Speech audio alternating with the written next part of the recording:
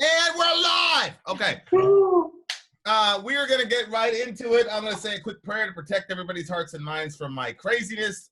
Jesus, thank you for everybody here. Thank you for bringing us all together. Thank you for making us all friends. God, please speak to the people that you want to speak to today and erase anything from anybody's memory that comes from me. In Jesus' name, amen. Amen. Okay, so Zonia, seeing as how you present what we're going to be talking about probably for the next 2 or 3 weeks. All right. Hello, everyone. So the topic for today is,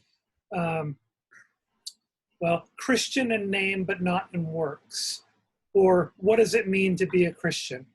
And the general focus of this topic is, I came up with this idea probably a couple of months ago after Vin shared that story about the young man who turned 24, got booted from his parents' insurance, and then couldn't afford his insulin, and he died from it. And there were many Christians in the village who were chiming in on that topic. And there were a lot of extremely calloused and, negative responses, like ones that you wouldn't expect from someone who called themselves a Christian, that were just negligent of that person's death and callous in general. Some of them were even outright mean and hostile. And so one of the topics that I wanted to bring up for a fireside with Vin, and we had talked about it at one point, was this very topic, which is this was not very Christian-like behavior, at least as far as what I know with regard to how Christians are supposed to behave. However, there's obviously, we're all sinners, right? And so we do sinful things all the time, according to the Christian doctrine. However, you'd think that there would be more, a stronger adherence to, a manner of living in the footsteps of Christ, so to speak. And so I wanted to bring this up as a fireside topic. Well, that never happened. And so it kind of carried on. And when I got to joining these Bible Boogies, as we're now calling them, I brought it up as a topic. People voted on it. So that's what we're going to talk about in research today. Okay, so we're going to be in this topic for a couple of weeks. I asked the group, I said, do you want the Reader's Digest version or the full version? Because as you will see, it is an extremely complex topic. And at some points, just like everything, it looks like there's a simple answer, but then the more and more you look into it, you realize how complex it is and the things that have to be balanced out. So I'm sure that a couple of you are going to be like, what does this have to do with what Zonia is talking about? But I promise you, at the end of the segments, but by the time it's all over, I'm pretty sure Zonia will have the question sufficiently answered. And if you're having trouble at the beginning, just blame Zonia and Ian, because they're the ones that decided to go for the full Monty, right?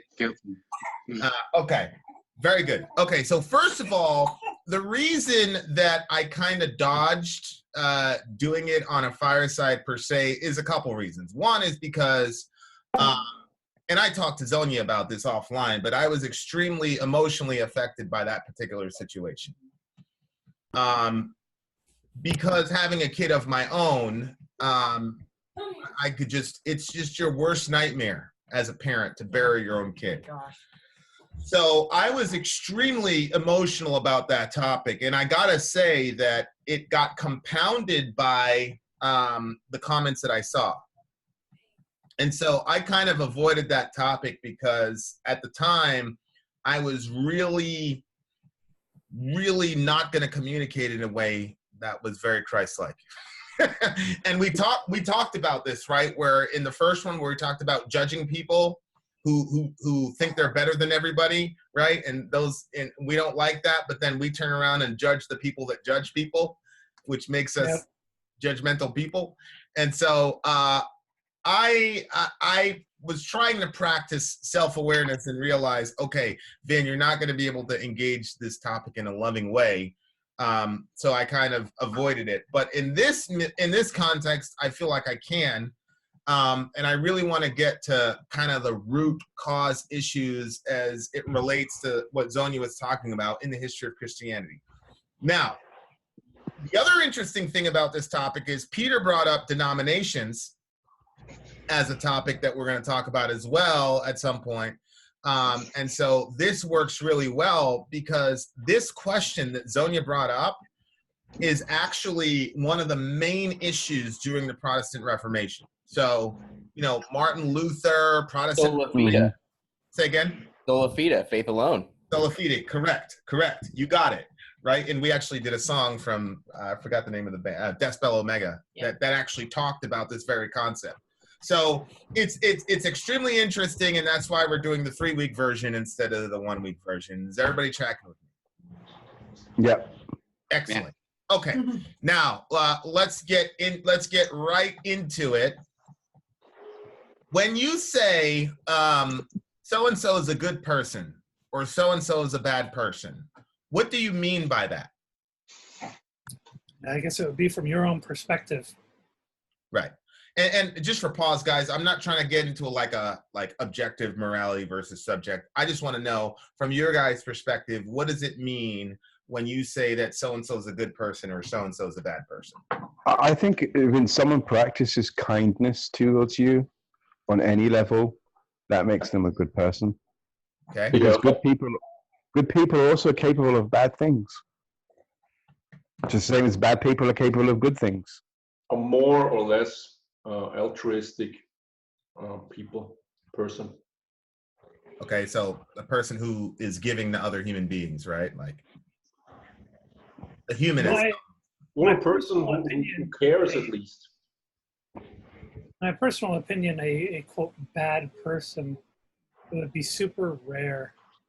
Like, it would have to be someone that who enjoys harming others. Okay. Yeah. And I don't think that's a super common trait. Yeah, most people are not walking around sticking people with needles and going, ha! Right? Like, most people are generally not trying to do that. Okay. No. Good. And would you say, let me throw something out here. When I talk about a good person or a bad person, the majority of the time, all of us are operating from a law. And when I say law, what I mean is there are a set of things that you should do that make a good person good, and there's a set of things you should avoid that make a bad person bad. Do you agree with that or no? This is for everybody. Yeah. More or less. I think that if you look at even today in this day and age, a lot of people still kind of, I wouldn't say follow the 10 Commandments, but have the basis of the 10 Commandments as a belief inherent through the system that they live in, about doing the right thing and doing the wrong thing. I think from a religious perspective, I think a lot of people kind of tend to do that, in life. Yeah, most of us would default to most of us would say, yeah, 10 Commandments are generally good. Don't steal, don't kill. These are good. Stop lying.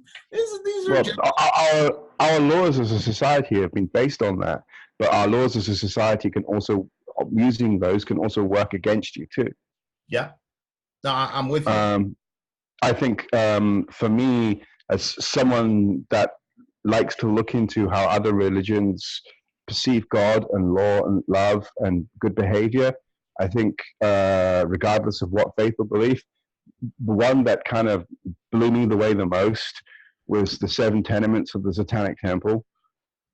I mean, because when you actually read them, I mean, the thing that shocked me, there was no reference to religion, the devil, God, or anything like that. You think those are really cool, when you read them, and actually, it was quite eye-opening. Yeah, well, it's specifically an atheist organization. The Satanic Temple. Yeah. Yeah. Right. Is that the one where it includes like do not harm a child and all that stuff? Is that one of the?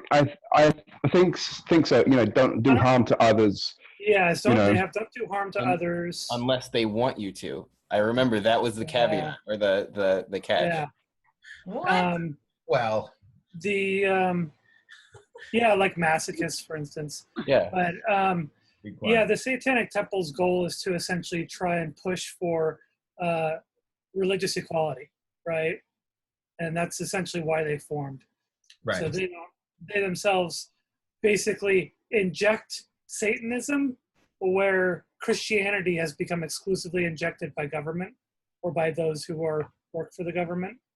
And Right. so what they do is they try and inject Satanism to essentially balance it out and say there's religious equality.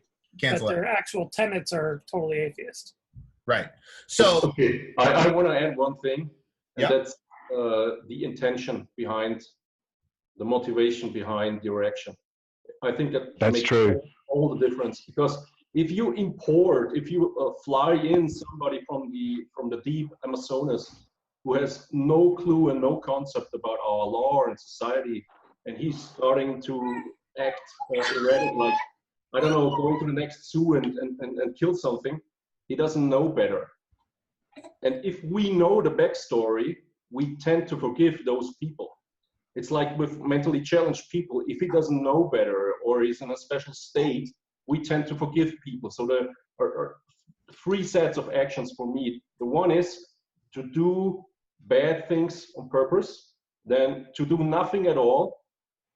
You see things, but you don't interact. You are indifferent, which can be evil too, you know, not doing everything. I think it's actually in the Bible. You make yourself guilty if you don't act, and doing good things.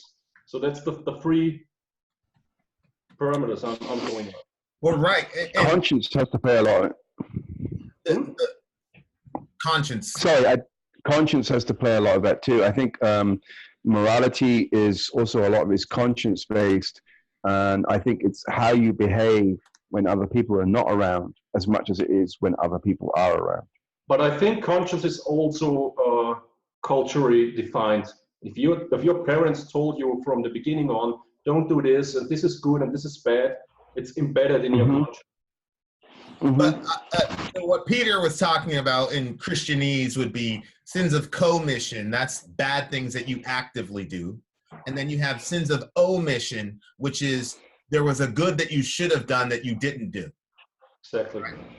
And then beneath both of those is why you did or didn't do said thing, right? So, and that's why I said we're going to spend a couple weeks on this, because it's extremely complex, right? Especially as it relates to being a Christian. Okay, Pony, nice shirt, by the way. I appreciate it. I just said that in chat. I know. I just saw it. That's why I mentioned it. Ben, can I ask a quick question? Because I want to pile on his point about intention, because I place a lot of store in intentions as well. Is the saying "the road to hell is paved with good intentions" in the Bible anywhere, or is that just something made up? No, that's completely made up. Because I hate that saying, because a lot of people intend to do good and end up fucking up accidentally. You know. Yeah. It's not a biblical phrase at all. And from a biblical perspective, if you pinned me down and said, is it possibly true to some degree at some points, I'd probably say yes. But what we see in the Bible is the road to hell is paved with our bad intentions. like people don't like slip on a banana peel into the bad place. That's not how the Bible portrays it. It's not like somebody's like out there doing as much good as they possibly can and then, oh shit, how'd this happen? That's why I'm not a fan of that phrase, because I think it muddles Devil out there be dropping banana peels. Right.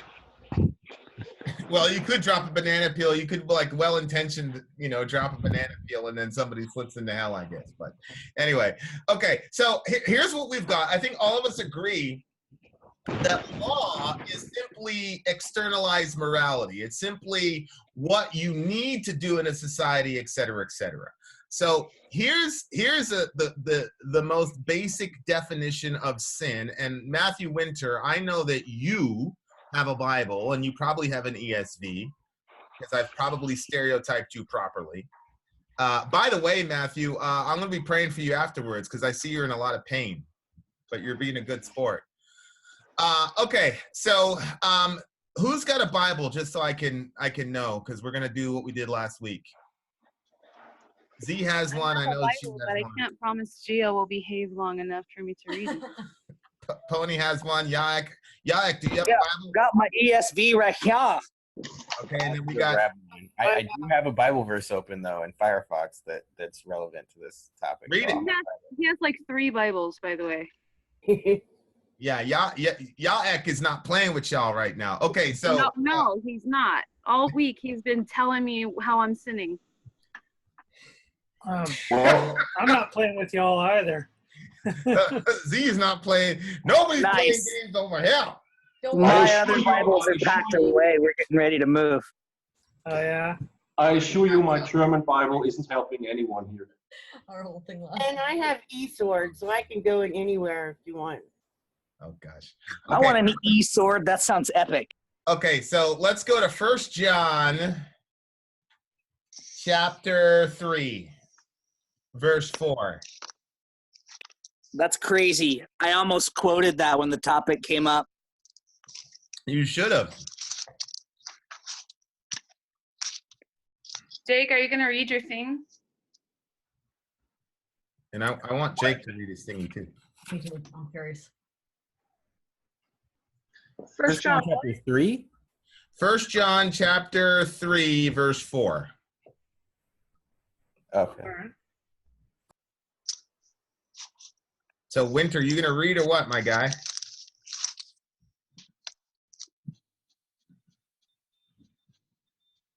I need somebody to read.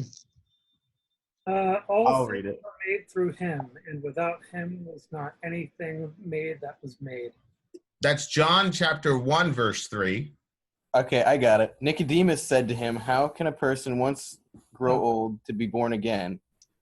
Surely he cannot re-enter." What is that? It? No, that's John. Nope. Okay. Chapter 3, verse. got it. Hold on. Everyone who makes a practice of sinning There we also go. practices lawlessness. Sin is lawlessness. Okay, so just real quick, guys. So you have Matthew, Mark, Luke, and John, right? Those are Gospels. Those are like biographies of Jesus. Mm-hmm. But then you have letters that are written by John. So that would be 1st, 2nd, and 3rd John. So Right. Emily, At the end. those are at the end of the Bible. So like Emily's a professional. So she's like, what are you guys doing? So if you go backwards, you have Revelation, Jude, 3rd John, 2nd John, 1st John. That's how you can find it. Okay. So sin is transgression of the law. Transgression simply means you broke the rules on purpose. That's what it means. Okay. So the definition of sin is to violate God's law, right? And so it doesn't matter if you're a theist or an atheist. All of us have a set of laws that we believe should be followed in a given society, right? And so for the purposes of this discussion in the biblical world, God has a set of laws, blah. Okay. Now, here's the question. What is the purpose? And Matthew, Winter, and possibly Emily, you probably are going to know like all the answers. So just stay back for a second. What is the purpose of God giving us laws in the Old Testament? Well, we discovered that the last time. It was to prove to us our fallibility. Okay. So Because we couldn't follow the law. The law is there to show us that we are incapable of essentially following the law, and thus we need, need God. Sadat, correct, right? So one of the main issues is God can say all day, hey, Peter, you're born in sin, but what's the actual proof that I'm a sinner? And so God says, I know what I'll do. I'll just hit him up with 613 laws, tell him to follow it, and see how it turns out for him, right? And so the law functions, one aspect of the law is to function as a mirror, is to say, see, you're not as good as you thought you were, right? And we'll talk about that in a second. What's another function for the law? Think It's really practical. Structure. Structure of what? I mean, it's society. I think that for all my rail against religions, they do play an important part in the formation and the foundation of a society that moves forward, gives structure and some sort of ordinance to things. Without laws, there'd be chaos. Right. So it's a running. Sin is lawlessness. Sin is lawlessness, and one of the I used to say, whenever this topic would come up, I used to say nobody wants anarchy. I can't say that anymore because as it turns out that even anarchists don't believe in complete lawlessness. From my understanding, Zonia, correct me if I'm wrong here, but you're not saying you want complete lawlessness. What are you saying as an anarchist? An agreed upon set of basic constraints to behavior that may impact others. Right. So may negatively impact others. Even there's a law. The difference is it's communally agreed upon instead of a small group of people who get to instead of ordained and enforce those laws upon other people, right? So nobody wants complete lawlessness. Everybody wants some form of a law because we understand that if you have complete and total chaos, it's not good for society. It's not good for the individual. So one aspect of the law, go ahead, Ian. No, sorry, I was just going to say, like, an important function of law is also justice. So if there's not a law that says that you shouldn't do it, then how can it be just to punish someone for doing it if they wouldn't have known better?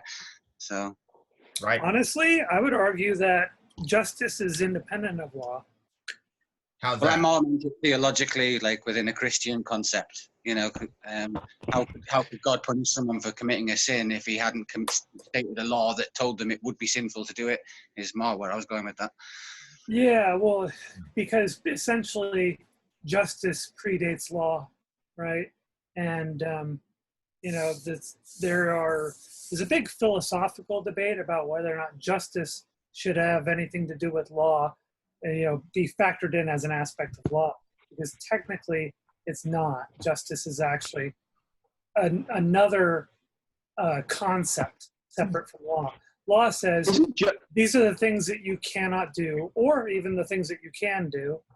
And justice is an external force that is, were you harmed? Are you owed something? Right? Something like that.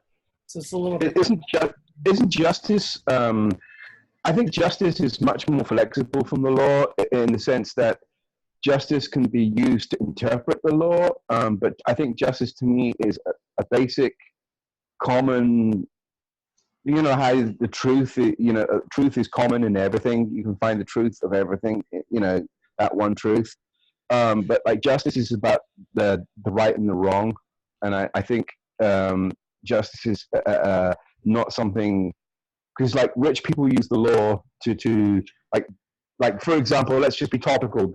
Like the current Republican Party are now asking for more tax breaks for the rich, and that wouldn't be justice. That would be the law. If they could, because you can use the law to implement bad things that affect other people, doesn't make it justice. So I think I agree with Zonia that justice is a balance, a fairness thing rather than a law thing.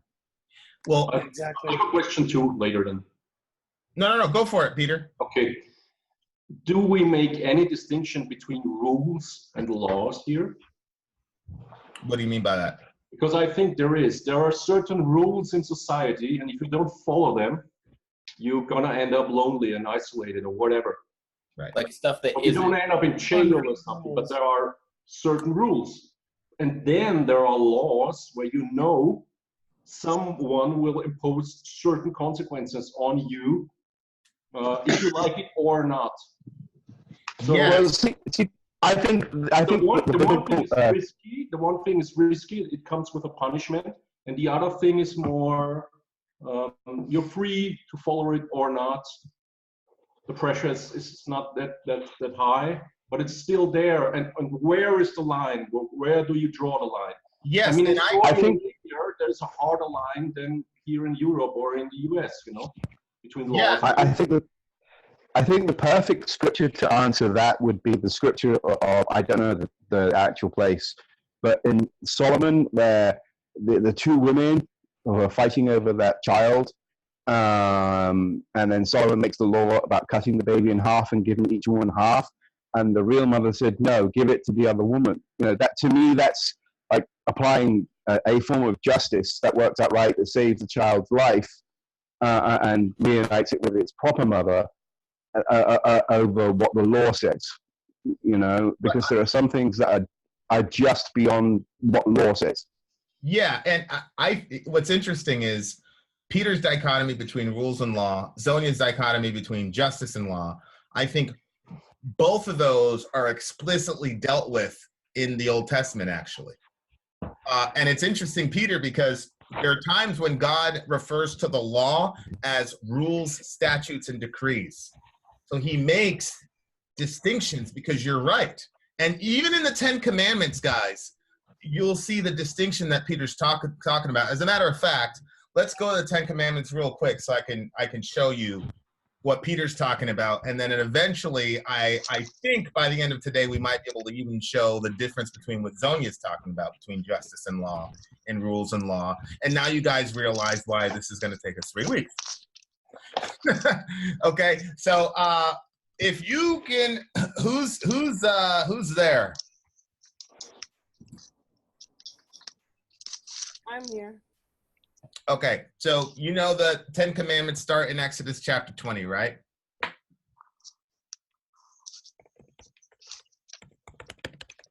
So let's go to Exodus chapter 20. We got the 10 Commandments, and let's go to verse 16. You want me to read? Yeah, because I want to give an example of the dichotomy between rules and law that the big homie was talking about. So read Exodus 20, verse 16, por favor. Okay. You shall not bear false witness against your neighbor. Okay, now this was very important because in the ancient Near East, you didn't have DNA testing. You didn't have hidden cameras, right? So the only way you could know whether or not somebody was innocent was the testimony. Okay? So if I didn't like you, Peter, me and Zonia could get together, accuse you of a crime, and then both of us claim to be witnesses to your crime, and then you'd be screwed, right? So when it says don't bear false testimony, that's huge. Like, that's not just like don't tell a lie. A lot of people take that as don't gossip about your friend. That wasn't really what Moses was going for. What Moses was saying is don't jump into some conspiracy and get somebody sent off to jail for a crime they didn't commit. Don't do that. Right?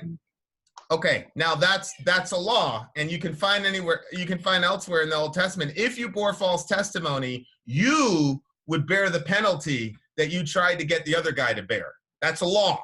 Boom. Law. Swear Right? by it, don't you? You have to swear to tell the truth. Right. That's where we got that from. That's where we got that tradition. I gotta go feed Puka, or he's gonna howl me off the air. Go. Are you asking us Puka, to pause, Sonia? You can keep going. I'll put it on speaker so I can hear it from the other room. Okay.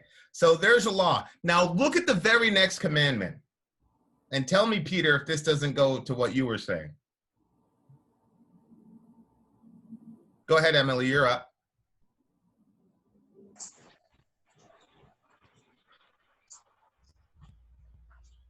You shall not covet your neighbor's house. You shall not covet your neighbor's wife, nor his male servant, nor his female servant, nor his ox, or his donkey, or anything that is your neighbor's. Okay. So you shall not covet. Now, covet is covetousness. What is covetousness, by the way? Does anybody know? Wanting what they have. Jealousy. Isn't it like a desire to want to take something from someone else because you want it? Right. It's jealousy. It's that desire, et cetera, et cetera. Can you go to jail for desiring something? Not yet. Right. Not yet, because we don't have the, what is it, the Minority Report, where the thought crime stuff. Okay. So in the first commandment we saw, it's definitely an action that you do in the real world that gets you locked up, right? But the second commandment we read, hey, don't covet, that's not an action as much as it is a state of being. It's a rule in the sense of, look, if you're a jealous person all the time, people are not going to want to be around you. Like, have you ever been around a person who's never happy for you, always wants what you want, just has a terrible attitude? Yes. Okay. Yes. And there's not one part in the Old Testament where anybody was ever locked up for being jealous or covetous. You only get locked up for actions in the Old Testament. You never get in trouble for a state of your soul. So that's a situation where it's a law, but it's not something you're ever going to get thrown in jail for in the Old Testament. But to Peter's point, there are some rules that we have that are not designed to get you locked up, but are just, hey, this is how to have a good interpersonal relationship with others. Does that make sense? Absolutely. So it was interesting to me when you made the dichotomy, because I was like, oh my goodness, that's right there in the Ten Commandments. Is that you have actions, so the actions, there are no, don't do it. And then there's also, what I had in my notes was you had external laws, which is don't do this to other people, don't kill them, da-da-da-da. And then there are internal laws, or as Peter called them, rules, which is, this is the state of your heart. Your heart should be like this. You shouldn't have a covetous heart. If your neighbor has a beautiful wife, you should be happy for Vin and say, well, Vin, you lucked out, good for you, right? That's a state of your heart. That's not something I can throw you in jail for, but it's still in the Ten Commandments, because to Peter's point, God's like, hey man, this is a good way to run a society, and these are good for your interpersonal relationships. If you become a covetous person, you're going to find yourself lonely very, very quick, right? And a lot of times when you are teaching your kids, that's a lot of what you say, right? It's not so much, oh, you broke the rule. It's, hey, if you function like this in the real world, people are not going to be as forgiving as mommy and daddy. So this is a good principle that you should apply so that you can have good interpersonal relationships. Okay. By mentioning mommy and daddy, isn't respect your father and your mother somewhere in there? Yes, honor your father and the mother. Yeah. Right. I think if you look at the basis here of what the Ten Commandments or laws are about, it's basically how to be a good human being and to be able to function in society. Yeah. Now, I am going to do something that's really going to screw up everything. Let's go to Matthew chapter 19. This is another intention of the law that almost I never hear get talked about. And it probably doesn't get talked about because it creates a bunch of problems. But I like this group because most of us aren't even Christians. So if I create problems, nobody's going to want to burn me at the stake. maybe winter. But if you go to Matthew chapter 19, there's another intention of the law that almost never gets talked about, but to me is extremely important. Okay, so here's Matthew chapter 19. Now Jesus is having there's a debate in Jesus's culture, and the debate is, okay, what are the standards for divorce? So there was one school of thought that says, man, that girl burns your toast, get rid of her. That was one school of thought. Another school of thought said, no, you can't divorce a girl for burning toast. What's wrong with you? She's got to really commit some horrible atrocity, right? Okay, so here's Carmen. Carmen's in the house. Somebody's gonna have to boot Carmen because that's it. We're at 13, so 13. Okay. So this is the debate, right? So they go to Jesus and they say, okay, Jesus, what's your position on this? Okay, so here's Matthew chapter 19. And starting from verse 3, some Pharisees came and tested him by asking, is it lawful for a man to divorce his wife for any reason? Because as these guys took the side that if the girl burns your toast, get rid of her. So they're saying, is it lawful to divorce her for any reason? Jesus responds by saying, have you not read from the beginning the Creator made them male and female and said, for this reason a man will leave his mother and father and be united to his wife, and the two will become one flesh? What is that quotation from? Marriage vows? Yep, you hear it all the time in marriage vows. But where do we find that quotation? For this reason, a man leaves his father and mother and is bound to his wife so that the two will become one flesh. Genesis 2:24. There you go, Emily. If I could give her something, I'd do. Okay, so I'll tell you why that's important in a second. So they come to ask Jesus about divorce. Jesus says, haven't you read Genesis 2? So they're no longer two, but one flesh. Therefore, what God has joined together, let man not separate. That's God's ideal. So then in verse 7, they said, why then did Moses order a man to give his wife a certificate of divorce and send her away? Now, traditionally speaking, Moses is the author of the Old Testament law, right? So they're saying, how comes, if what you're saying is true, then why did the law allow for us to write a certificate and send her on her way if what you're saying is true? Listen to how Jesus responds. Jesus replied, verse 8, it is due to the hardness of your heart that Moses permitted you to divorce your wives, but it was not this way from the beginning. Now I tell you, whoever divorces his wife except for sexual immorality and marries another woman commits adultery. Now, aside from the divorce question, what did Jesus just say about the Mosaic law?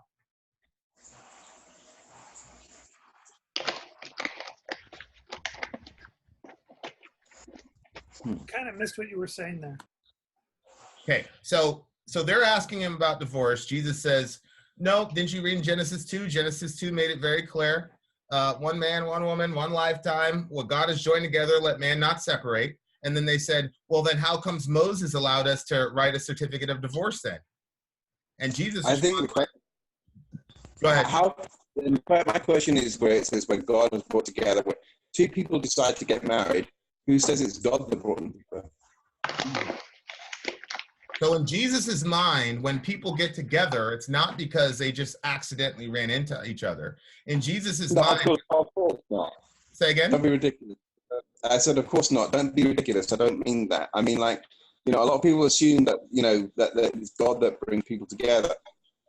I don't think it always is. Well, in this particular context, as far as marriage goes, that's Jesus's opinion. Now, again, so based on Jesus' answer, it sounds like he's basically saying that the man is in the fault for the hardness of his heart, that he's essentially, he's the one deviating from the path, right, in that case. So he's deviated from the godly path. Right. And thus, the divorce was then, okay, well, you've already taken your own path, so your divorce is allowed. He's essentially walked off the path of whatever you call it, his faith. Righteousness, goodness, whatever you want to say.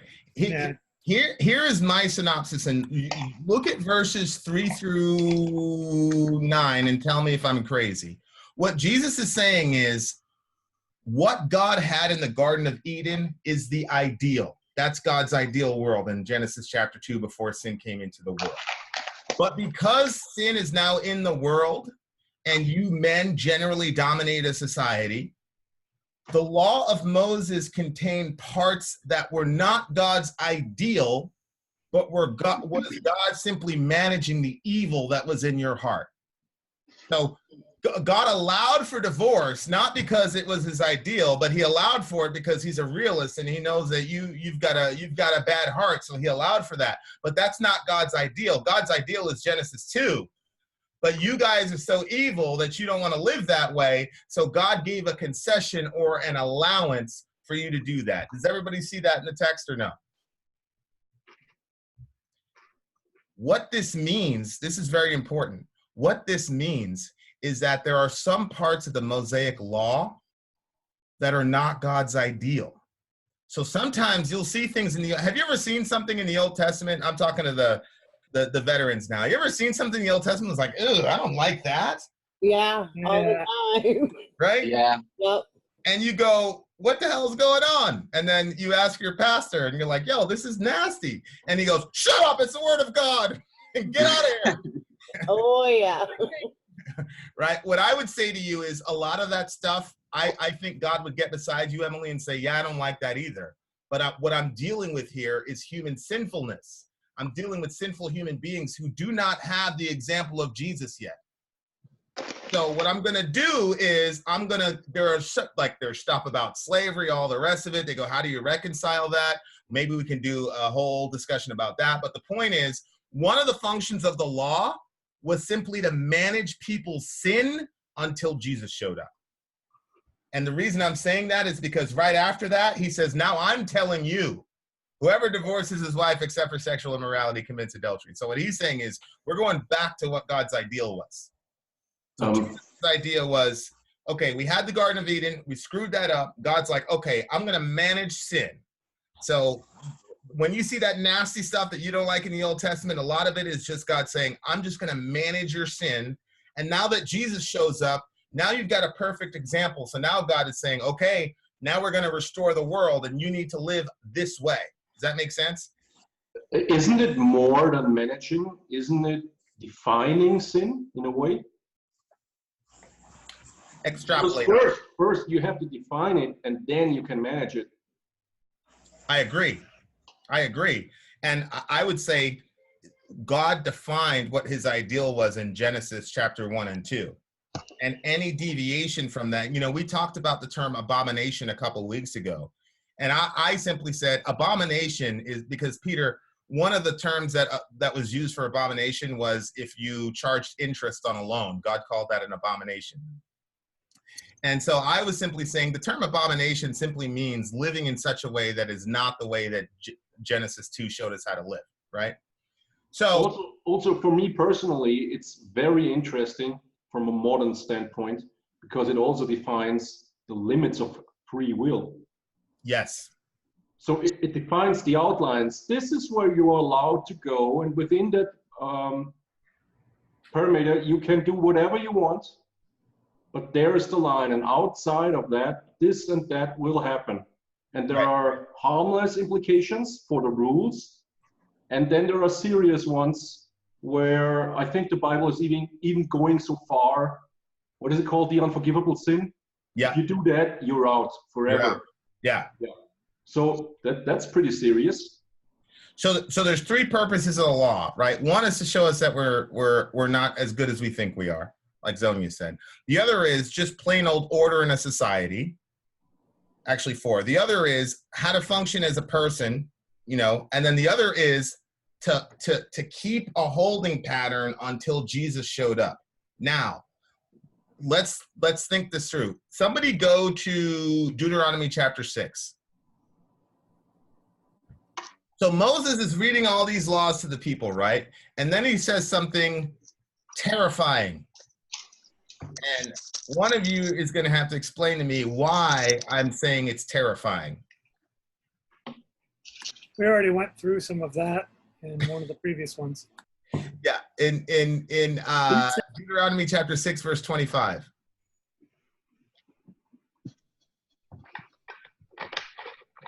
You want me to read it? Go for it. Okay. All it will be righteousness for us if we are careful to do all this commandment before the Lord our God as he has commanded us. Okay, so Moses says, this will be our righteousness if we're careful to do all that the Lord our God commands of us. And then somebody go to Deuteronomy 27, verse 26.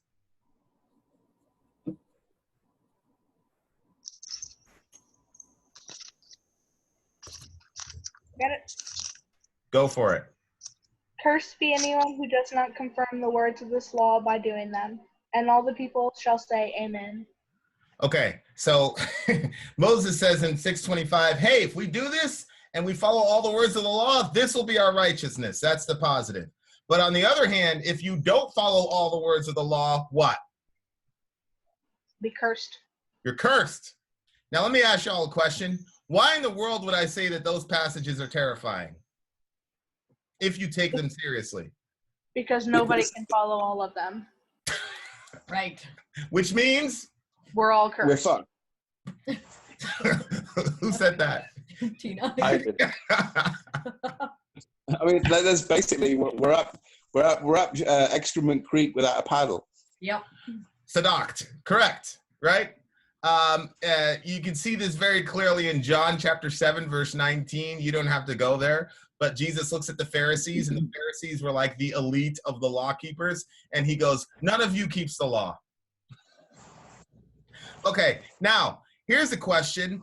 What did an Old Testament person do if they couldn't keep the law? Made sacrifices. Okay, so let's go to Leviticus chapter 16. This is actually one of my favorite passages. And I think if I lived in those days, I would just go and find a rock in the middle of nowhere and hide under it. That's it. yeah, I was thinking exactly the same, Tina. That's funny. I would just be like, you know what? I'm just going to go ahead and hang out with the Amalekites. You say Leviticus 16? Leviticus 16, 20 through 22. Okay.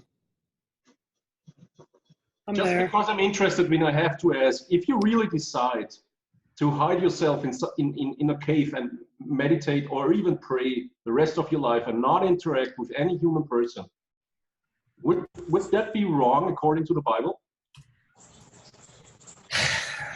I don't know if it's morally wrong according to the Bible. What I will say is that from a biblical perspective, we were created to be in a community. Also, or goats. If you hide in a cave somewhere, you can't spread the word of God. And you can't multiply. That's also, yeah. Oh, yeah. You can't be. You can't be fruitful and multiply. You can't spread the word. That Kai's laughing at us. But the other thing is, it's interesting because God reveals Himself in a Trinity, and so even God is never completely alone. Has never been completely alone from a biblical perspective. And so It says not to gather together. Right. So don't forsake the body. Yeah, don't forsake the gathering. So yeah, Tina, I agree. I think temporarily it's okay, but I don't think it's healthy going forward. Now, Zonia said poor goat. So Zonia, start from verse 21, actually. All right, 21. And Aaron shall lay both his hands on the head of the live goat and confess over it all the iniquities of the people of Israel and all their transgressions, all their sins. And he shall, you want me to keep reading? Yeah. And he shall put them on the head of the goat and send it away into the wilderness by the hand of a man who is in readiness. The goat shall bear all their iniquities on itself to a remote area. And he shall let the goat free in the wilderness. So they're not sacrificing the goat, but the poor goat has such a burden to bear. I think if it was me that had to do that, I would need many goats. Because we have many sins, right? And so the idea was, now think about this. This actually goes to Peter's most recent question. In the minds of these people, the goat is actually suffering a fate worse than death. Why am I saying that? Because it's not going to go to heaven. It's not going to have a place with God. It has failed all the laws placed upon them by their God, or the Mosaic laws in this case. And so it carries their burden of sin to eternity, I guess. One, it carries the weight of sin. Two, the goat is being excised from the community.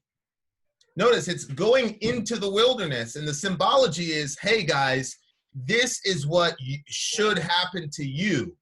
You should be cut off from the community. For people in that time period, being cut off from your community was horrible. It was a fate worse. It was terrible.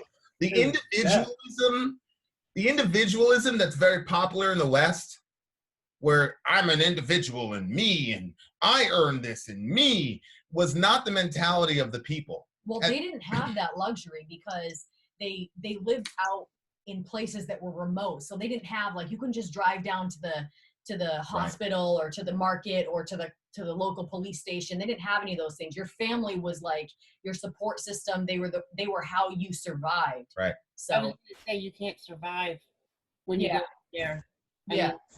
And speaking of survival, even when you died, they didn't say you passed away or you went on. You know what they said? You went to your fathers, you right? slept with your fathers. Yeah. The euphemism for death, when Abraham died, when all those people died, the euphemism for death was you went to be with your fathers or you slept with your ancestors. And so even in death, you were still in the community. So See, I didn't even catch that. I was just thinking, based on the earlier passages that we read, that the goat is basically bearing their punishment. Right. So and I thought you slept with your fathers is some creepy insult, but that's only me. Astaghfirullah. Yeah, it's actually a pretty beautiful phrase, because there's a couple bad guys, like really bad sinners, and then they get redeemed, and then it says they died and they slept with their fathers. So it's like they ended well. They were still able to be in the community. And so Kai is rightly pointing out, you guys have heard the term scapegoat, right? This is where it came from. Okay, so when it says you're letting this goat go free into the wilderness, that wasn't a good thing. It was like, whoa, sin actually takes you away from the community. And we see this in our real life, right? Like, it doesn't matter what you want to call it. When you lie and you cheat, you steal, all that, it separates you from the people that you love. And so this is a big object lesson where all the sins of the people are put on this goat, and then everybody watches the goat is separated from its family, separated from the community, and everybody's watching this goat go off into the wilderness by itself without any help, where the lions and all the rest of it is, right? It was a very, very pretty crazy object lesson for them to see. This is what happens when you break God's law. It actually breaks fellowship, right? Now you're away, and this is what could happen to you. But now we've transferred this sin onto this goat. Peter's smiling. Go for it. I was going to say something too. Go for it. It has nothing to do with you. It's Kai's cable. Sorry. Go ahead, Becky. I was going to say, when Jesus went out into the wilderness for 40 days, 40 nights, that was a big deal. Yes. Being alone for 40 days and 40 nights, you don't have any food, you don't have any water, especially in that region. And, God would have had to sustain him. And so that was a big deal for them to see a man go out there and be gone that long. Yeah, 100%. Interesting to hear the origin of the term scapegoat. Yeah. I didn't know that one. It's really kind of metaphorical, the idea of Jesus leaving for 40 days, as in the goat with all the sins being sent out. And then you have the metaphorical thing of Jesus being not being sent out, but leaving of his own volition. Unless you want to call sent out by God, to take, it's almost like he went through every stage of weaknesses of human heart, human flesh to overcome that, and then came back triumphant. Well, I was going to save this for later because I usually like the raw, but let's go to Hebrews chapter 13.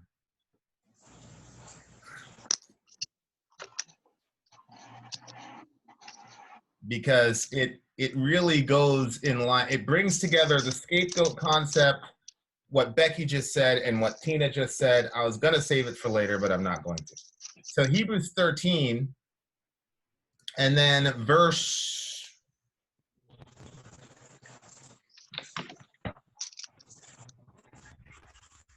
12. I got it. Go for it. Okay. And so Jesus also suffered outside the city gate to make the people holy through his own blood. Keep going. Let us then go to him outside the camp, bearing the disgrace he bore. All right, now think about this. The scapegoat has all the sins placed on him, and then he's sent outside the camp, right? And Jesus, and according to Christian theology, has all our sins placed on him, and he dies outside the camp. Jesus is actually crucified outside of Jerusalem.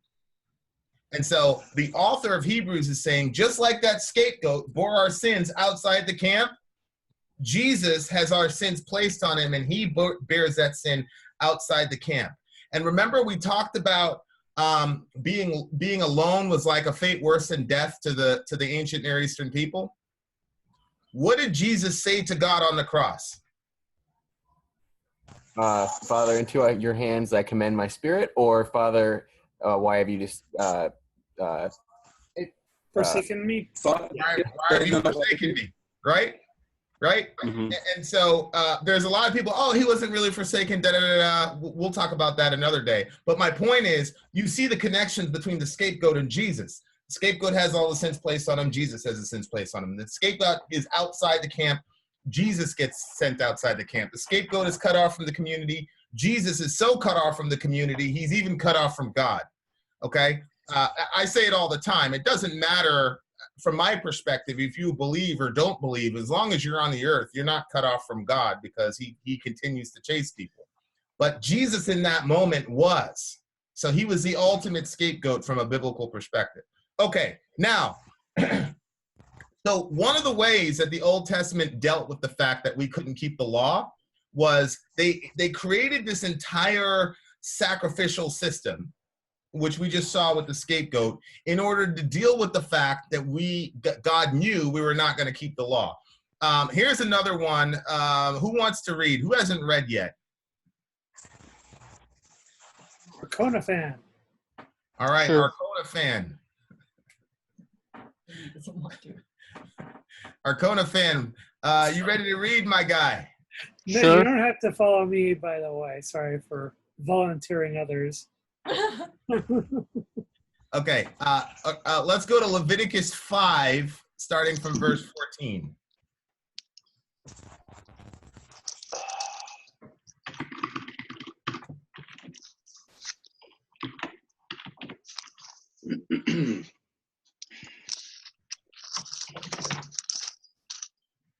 Said 13 or 14? Starting from 14. The Lord said to Moses, when a person commits a violation and sins unintentionally in regard to any of the Lord's holy things, he is to bring to the Lord as a penalty a ram from the flock, one without defect and of the proper value in silver, according to the sanctuary shekel. It is a guilt offering. He must make restitution for what he has failed to do in regard to the holy things, and add a fifth of the value to that, and give it all to the priest, who will make atonement for him with the ram as a guilt offering, and he will be forgiven. Okay, a couple things to point out here. What type of sin is being paid for here? It would be venial. Unintentional. Okay, venial, if you're a Catholic, unintentional. Was that you, Emily? Yes. So we talked about this, right? Which is, what if the person does something and they didn't know it was wrong, per se? Somebody comes from another country, they're not familiar with our laws and customs. Maybe they're allowed to pee on the side of the street. Comes to America, crap. You know, like, now you're in trouble because we can't do that on the side of the street in America. This is for unintentional sins. Now, what does this tell us about God? Community service in the United States. Right, but what does this specifically tell us about God? That he makes a difference. He recognizes a difference between unintentional sins and, we'll see in a second, intentional sins. There is a difference. And, you know, as Jake pointed out, you know, in the Catholic system, you have venial sins and mortal sins. And I know a lot of Protestants don't like that idea. And technically speaking, I probably don't agree with it. We'll talk about that during the denominational point. But there is a difference between a person punching you in the face and saying, screw you, and a person tripping and falling into you. There is a difference. And God makes that difference, because I don't know who it was when we were talking about law, where we said motive was also important in defining whether or not a person broke the law, right? So here, God is saying, hey, you didn't mean to do it. Here's what you can do to make it right. Now, here's a word that you guys you're going to need to be familiar with. You see where it says guilt offering there at the end of verse 15? It says guilt offering. Yeah. The term guilt offering is the Hebrew word asham. Okay? So it's an offering that you make for guilt in order to clear your conscience, right? Now, again, whether or not you're a Christian, I think all of us have done things in our life that we feel guilty about. right? Like I don't think I've ever ran into anybody that says, I don't feel guilty about it. Well, we have. They're called sociopaths. Right? Like there's, and you know, like Christian, and I want to talk freely about this for a second here. I wasn't going to bring it up, but I actually do want to talk about it. Before you go too deep on this, one thing I want to bring up that we should note about, because I don't know if it's covered in here, is, you know, about the person who continually repeats the same unintentional sin. Yes. Right. So I don't know if that's going to be covered, but that's something I wanted to bring up before you go. Actually, funny, that's a good point. I think that what Vin is getting to here is the fact that, you know, you can be forgiven for unintentional sins, but if you keep on doing it, it stops becoming unintentional. And people will use that. It's like a criticism I've heard about Christianity. People who do terrible things suddenly confess and use it as a way of getting out. And I think when the differences in what Vin's getting to is that, you know, that you think that, God, just because you've paid this for this sin, you're going to get away with it. No, because it's what's in your heart that we're coming down to, because there's actions and things that we do and we all make mistakes. And then there's getting down to what's really important, what's in your heart. So if you did it because it's what's in your heart, then that's worse than doing something out of ignorance or not knowing and accidentally. But what does pull more weight, their intention or the action itself? Or the effect.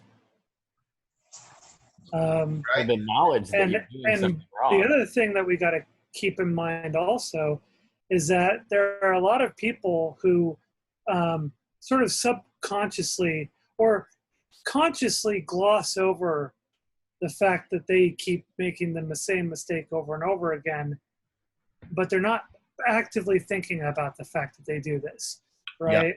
And that's another thing that is, I think, needs a little attention. It needs a lot of attention. Yeah.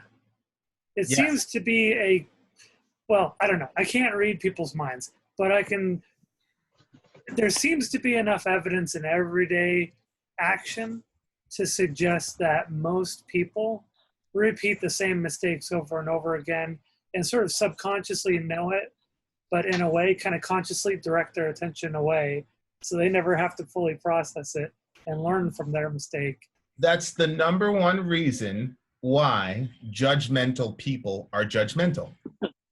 It's because I'm doing something that I cannot overcome and I know it's wrong.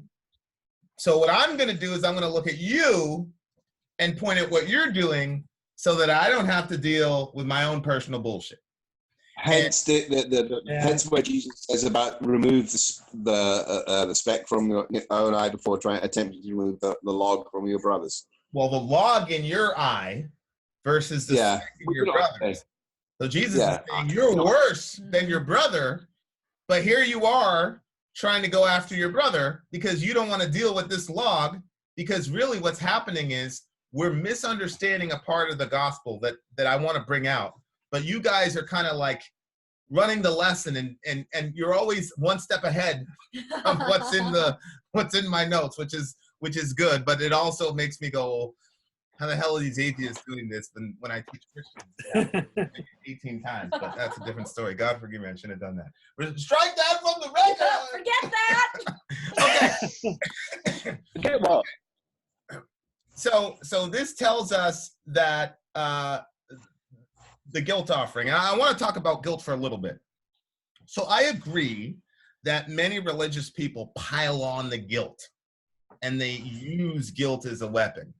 But one of the things that I've noticed as I've grown as a person is that my friend told me one time, and it never left me, he said, blessed are the balanced.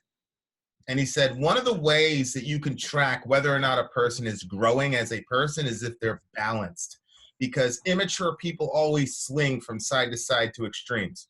So on the one hand, you've got these religious people that pile guilt onto people and won't, you're such a terrible person. You might as well not even get up out of bed because you're going to ruin society with your presence. You're that nasty, right?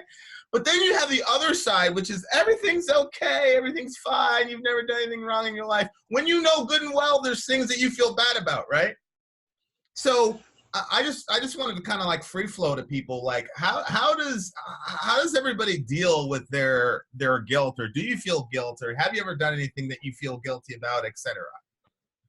Yes, I'm sorry if you're a person of true worth, and especially if it's to someone else, it's something you have to put right. You have to physically, even if you fuck up in your attempt to get it right because of how you feel, it's the action of wanting to do something and put it right. That's what counts. I think, that's what counts with God. Yeah.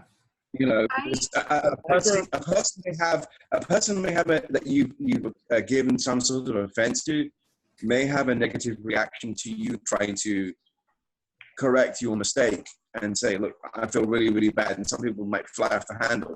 Then the way I see it is that at least you've tried, and the onus then falls on them for not recognizing your attempt to make restitution and hold it against you. And therefore, then sin passes on to them. What about you, Emily? I was just going to say real quick, I, in a way, disagree with even if you, mess up trying to make it better, it would count more. I think you have to take into consideration how it will affect the person that you did wrong by, and that if you trying to fix the mistake will make it worse for them, you have to step away and try to deal with it on your own instead of trying to fix whatever you did. Okay, because there are times when you as the person trying to fix it actually makes it worse, right? Mm-hmm. There are, like, for example, certain crimes that people can commit to where the other person will never want to see you again. Right. And you being there actually increases their suffering, right? So but to Tina, what Tina's pointing out is also accurate. Like, you do something wrong, you want to make it right. This is why this is going to take 3 days, because it's a very complex thing. Go ahead, Peter. I want to bring an actual example out of my life here. I was young, I was in school, first experience with people falling in love with you and you falling in love with people. And at that time, I didn't even know that maybe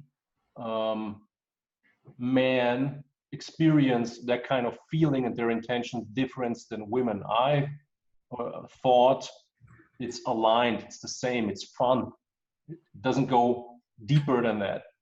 So we spent a week abroad, 2 or 3 classes in one house, and with sailing and horse riding and everything. And I had sex with 2 girls, one of which was deeply in love with me, and I didn't really realize that for over a year. She was in the same class with me, so it meant the world to her, and for me it was a nice night. So I was not intentionally cruel, because if I would have known what weight it carried for her, I would have behaved differently. So some years pass along. I fell in love with a girl very deeply, actually wanted to marry her and whatnot. And she kind of treated me like I did with other girls, or that particular girl back then. So now I realized how it actually feels like, the weight of it. I understood. And since then, 2 things happened. One thing is, well, this is justice. This is what happens. Now I'm on the other side. I'm paying the price, So I'm carrying it. This is how it feels like. Maybe I deserve exactly this, to make it better the 3rd time, the next time, to be ready for a more balanced whatever. I think I understand what you're saying, Peter. It's like, in another way. I'm finished. Hold on, Tina. Hold on. I'm finished in a second. And the next thing is, I want to get back to the girl and atone, which I did. I contacted her. Actually, it more happens on Facebook. You meet people again. You meet people 2 times in your life, as they say. So she contacted me on Facebook. We got to talk. what did happen in the last 10, 12, 15 years. And I find the courage and brought it up. And she completely forgave me. Actually, she humbled me by thanking me, being there for her as somebody she was able to fall in love in a period of her life that was deeply miserable, which put me to shame, actually, because I was cruel, to be honest, even without knowing, but it was cruel. And she still thanked me for all the period of that time, which is quite something. So there are two things. There's atonement, and I want to close with, there are some occasions where this, because this was only an example, where I was cruel to people without knowing. This happens when you're full of yourself, or as a teenager, or you're arrogant, whatever. It happens every day, actually. And when I can, I'm trying to go back to people and make it right, or let them know I'm sorry for what I did yesterday or 15 years ago. I now know better. It wasn't right. It wasn't my intention to hurt you. And I just wanted you to know it's not about forgiveness. I don't force them to forgive me. It's not for me, but I'm doing this for me to, I don't know. And that's the point. I think sometimes it's more about you and not the reaction of others. And I wanted to bring it up because you derailed into sometimes you make it worse. Yeah, that's okay actually in that kind of scenario, because you offered something to the other person, and then it's up to the person how this is handled. If the person is not ready for it, and if it's making the things worse, you tried. That's what counts to me. I think it depends. I think. Go ahead, Z. So I think a lot of people have a.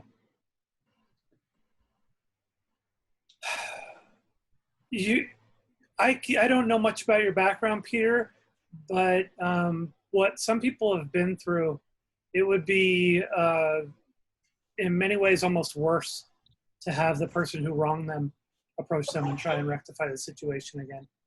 So, and that's not very well understood by people who haven't been traumatically victimized. Let me just say this, and if I'm out of bounds, ladies, you can rebuke me and I'll strike it from the record, but I'll just be 100% honest with you. We've dealt with a lot of victims of sexual assault, and we've had to deal with the fallout of victims of sexual assault. And that's a situation where I would tell the guy, yeah, don't do it. Don't do it. Right. Yeah. Part of the healing process for a lot of these ladies is to, and I'm not saying that only women are sexually assaulted. You know that that's not true. It's not. But that would be one example where it wouldn't be the point that I'm trying to bring out, that you still brought out, Peter, because there are some things that you do to people that sometimes you yourself cannot make it right with that person. Like, let me give you a scenario, Peter. Like, let's say you're looking on Facebook and that girl that you wanted to apologize to died in a car accident 2 years before you could apologize to her, right? That's one scenario. Another scenario would be, let's say I assaulted Sori, and then 5 years later I said, Sori, I've become a new person. I'd like to come and talk to you. She'd say, don't ever contact me again. Right. Get out of here. And if I was truly repentant, I would respect that, right? So I don't think that's the opposite of what you're saying, Peter. You're not saying that I should say, no, I'm going to come and apologize. You're not saying that. No, right? No, I'm not. And also I would make a difference, because in that specific example, all you're telling me is this certain point of time is wrong. If the person is still in the healing phase, and maybe that phase never ends, don't approach the person. But the most important question to me is, and I would really be interested in an answer here, would the victim in the end desire more that the perpetrator, and maybe at the end of his life, actually regrets what he has done or not? That's what it comes down to for me, So maybe if you find a letter in the testament of the perpetrator, which reveals the last 20 years of my life, I regret it deeply that I've done this, but I know I couldn't approach the person because this would have made things worse. And what would you ultimately desire, that the person regrets it or? Well, Emily, what do you think? My thought is that when you have wronged somebody to the point that they don't want to talk to you anymore, and then you still try to go to them to make amends and try to, clear your conscience, then that is taking what you did and putting more onto that same person, which is you just committing another wrong. No, I totally agree. Right. We also, agree. yeah, we agree there. The question is selfish in a way too, because Exactly. you're trying to absolve yourself of guilt and potentially to further the damage already done to the person you had victimized in the first place. Yes, but it's not about that anymore. What would you as a victim wish for yourself? That the perpetrator regrets the action or that is totally indifferent? If it's up to you, not to the perpetrator, without approaching them, without ever talking to him again. If you could make that wish, that is my question. I think it depends on the situation, honestly. Like, clearly, if you have wronged someone to the point where you're fully aware that they might not ever want to talk to you again, maybe you should not, bother them. You should just, atone for your sins with God and hope that they can see in their heart at some point to come to you and talk to you about it. But that's not what I'm asking. I'm not talking about approaching anyone. Hey, Peter, let me try it because I think I know what you're saying. Please. So Emily, we're all of us are in agreement. If the guy is hurt the person to the point where they're like, seeing you would increase my trauma, all of us agree, leave the person alone, right? Yeah. The question is, let's say that you randomly, not on purpose, Emily, ran into a Facebook post from this person, right? And in the post, the person says, I did X, Y, and Z. I'm not going to name the person I did it to, but I did X, Y, and Z. I'm so sorry. It's terrible. I'm not going to approach them because it's just going to increase their trauma, but I'm a terrible person. I should have never done it. Would you, would that be a better scenario than them just being apathetic and moving on with their lives? Or would you find some sort of peace knowing that they understood the weight of what they did? Never having been in this exact scenario, I can't tell you for certain. But if I don't want to talk to anybody, like if someone has hurt me that bad to the point I don't want to see them at all, I'd rather not ever hear anything about them ever again. Yeah. Like, I don't care if they're sorry. They need to just not in any way be in my mind again. For me, I it. would want to know that they regretted it. That would be important to me. Not that they would contact me if I don't want them contacting me, but like he said, if I ran across a Facebook post or I heard from somebody else, like they deeply regret that would mean a lot to me. I would want them to regret it, because if they were just apathetic about it and they thought it's no big deal, that would bother me. See, what's interesting to me, I'm more like Emily.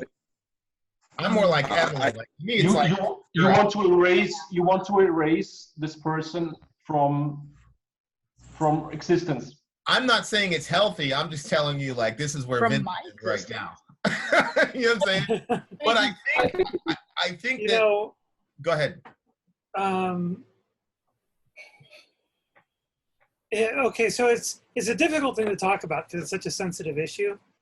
Well, one thing I've got in front of me right now is the national statistics on sexual violence. 1 in 5 women will be raped in their lives. Just something to think about.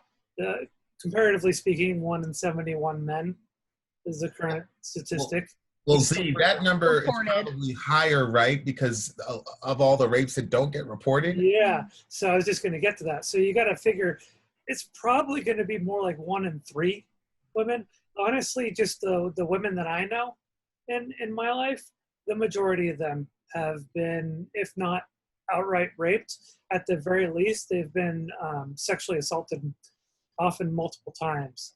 So I think part of the reason why this is a difficult subject to broach is that it's so prolific and it's around you all the time and you're constantly subjected to it, that at least from a victim's perspective, usually you just want to get that person out of your life and out of your mind as fast as possible, because you're pretty much in a ocean full of sharks, right? And most of the people of your, most of the other women have been through the same thing. Yeah. And so it's like you're pretty much walking around with a target on you and knowing that it could happen to you again. So I think that's part of the reason why there's this desire to just shed yourself of that negative person who did the damage. That's totally understandable. Of course it is. I was trying to make the point, let's say, if you meet God, you die actually, and he grants you a wish, so that you would have the choice to know if that person that you have never met again in your life, you erase them from your memory and everything, and your wish could be that get to know if this person regretted what it has done or not. Would you like to know? That was my point. I'm not for opening up old wounds or whatever, and I'm not for forcing people to react a second time to their perpetrator, not in any kind. But I have to admit, I saw, and it. Did he freeze? I think he froze up a little bit. He'll be back soon. Oh, can I? Of course, go for it. Go for it. I was going to say not necessarily, because this is going to go into my belief, but when I'm hurt, a lot of times what I'll do is pray to God, and because I can't handle the pain, I will ask him to take the pain, or at least take some of the pain away, so that I can function and hopefully be able to say, thank you, God, here's my pain, and be able to walk away with at least some relief. And in the same time as doing that, forgiving that person so that I can move on with my life and that I'm not constantly hurting myself thinking about it. So if I'm able to accomplish that, if for some reason there's a Facebook post, or if for some reason I'm given a wish when I go to God to know how that person felt, that's a plus for me, but it's not something that I need to have or necessarily want to have, because I've already gotten past it. Yeah, the reason I'm bringing this up is to show how complex the human soul is when it comes to guilt, sin, forgiveness, etc. And why is it? I think, Ian, one of the first calls you called me was, why this bloody religion? Why does Jesus have to die? Why couldn't it be just God say, hey, I forgive you? This is why. It's because we deeply, deeply, deeply wound each other. And so when you would go to make that sacrifice and you'd see that lamb get its throat cut, you see the blood coming out and it's graphic, and you see the thing is dying, it's showing you the weight metaphorically, because I'll show you in a second, it's showing you the weight of this is how much we've hurt one another. But also ourselves. And also yourself, and also your God. It's true, because you are injuring yourself when you sin against another person. And so that not that only, because maybe you're aware, Jordan Peterson said, and it stuck with me, treat yourself like a friend. Mm-hmm. Because we tend to treat ourselves much worse than we would ever treat our pet or a friend. And I was wondering, of course I didn't know that, but it's so clear in this one sentence. And I was wondering why that is. And I think the Bible is addressing that issue, that you have to treat yourself to some certain degree because you're an image bearer of God. So it's true.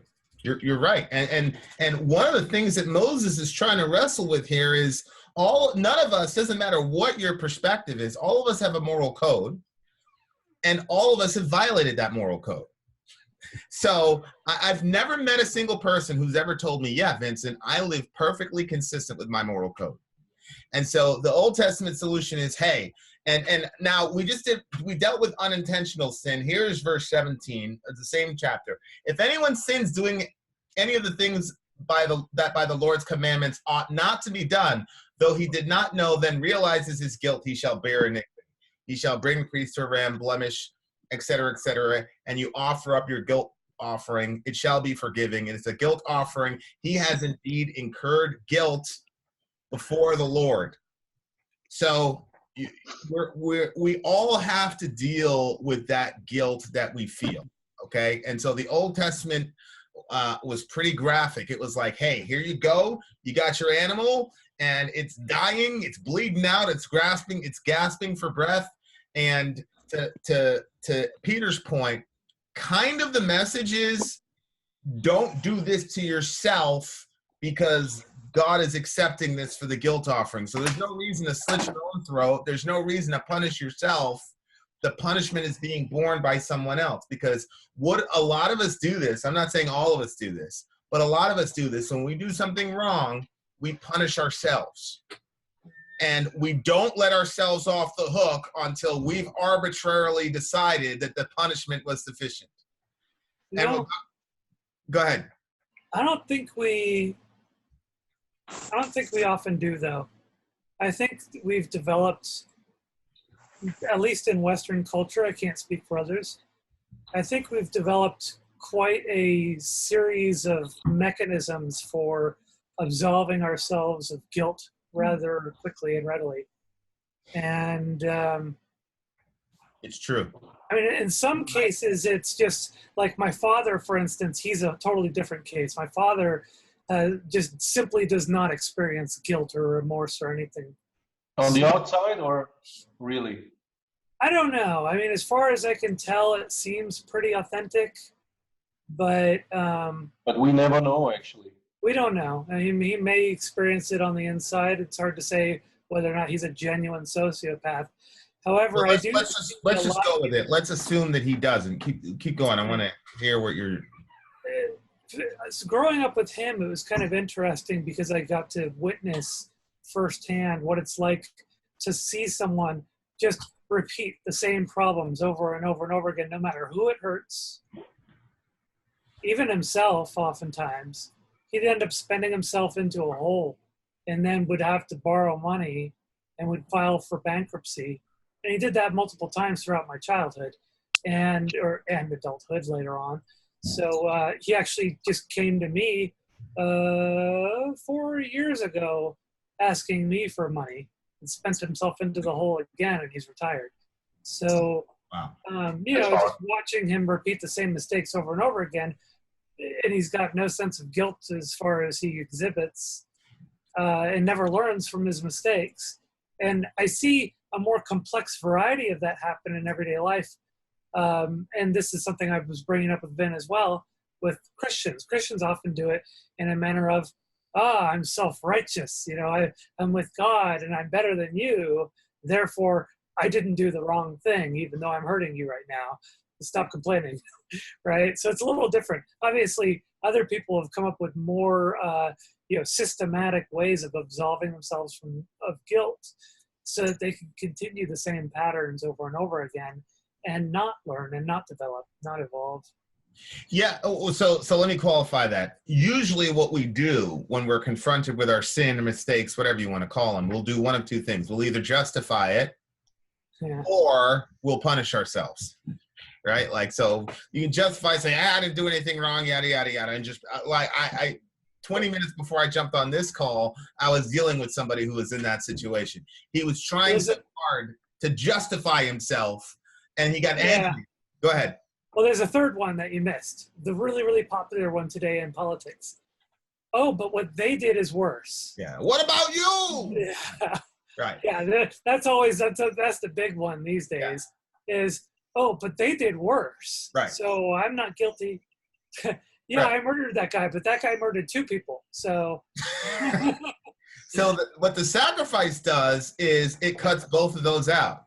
Because the sacrifice says, hey, you did something wrong. The sacrifice is the acknowledgement that sin has happened. That's why it's called the guilt offering. You wouldn't present a guilt offering if you weren't guilty for anything. But at the same time, it says, yeah, you did something wrong, but do not punish yourself. Something else is taking the punishment. And I think that's a pretty sophisticated way of dealing with a guilty conscience. Now, here's the problem, okay? Because I'm about to create an entire Bible problem with another quote unquote contradiction. Peter, you're gonna love these. I always try to have like at least one contradiction a Bible study. So you sin, you get a bull, you get a goat, you get a ram, whatever, you slice its throat, it bleeds out, and then, you know, the priest says, all right, man, you're forgiven, have a good day. Okay. Now, somebody go to Psalm chapter 50.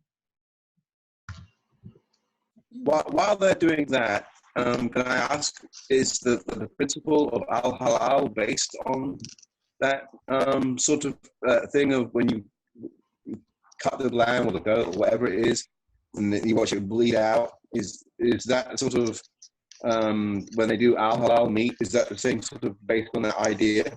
That was in a passage we were in Leviticus earlier. Halal meat. So must not touch unclean, anything unclean. Because to me, as a cook, as a professional cook, I always thought that, you know, a lot of these laws that came in like that was a way of explaining that if you don't cook pork properly, you're going to get sick. That's why it became an unclean thing. Yeah, she's asking, when she says halal, in Islam, there's haram and there's halal. Haram is forbidden, halal is allowed. And you're supposed to say Bismillah, which means thank God, before you butcher your animal.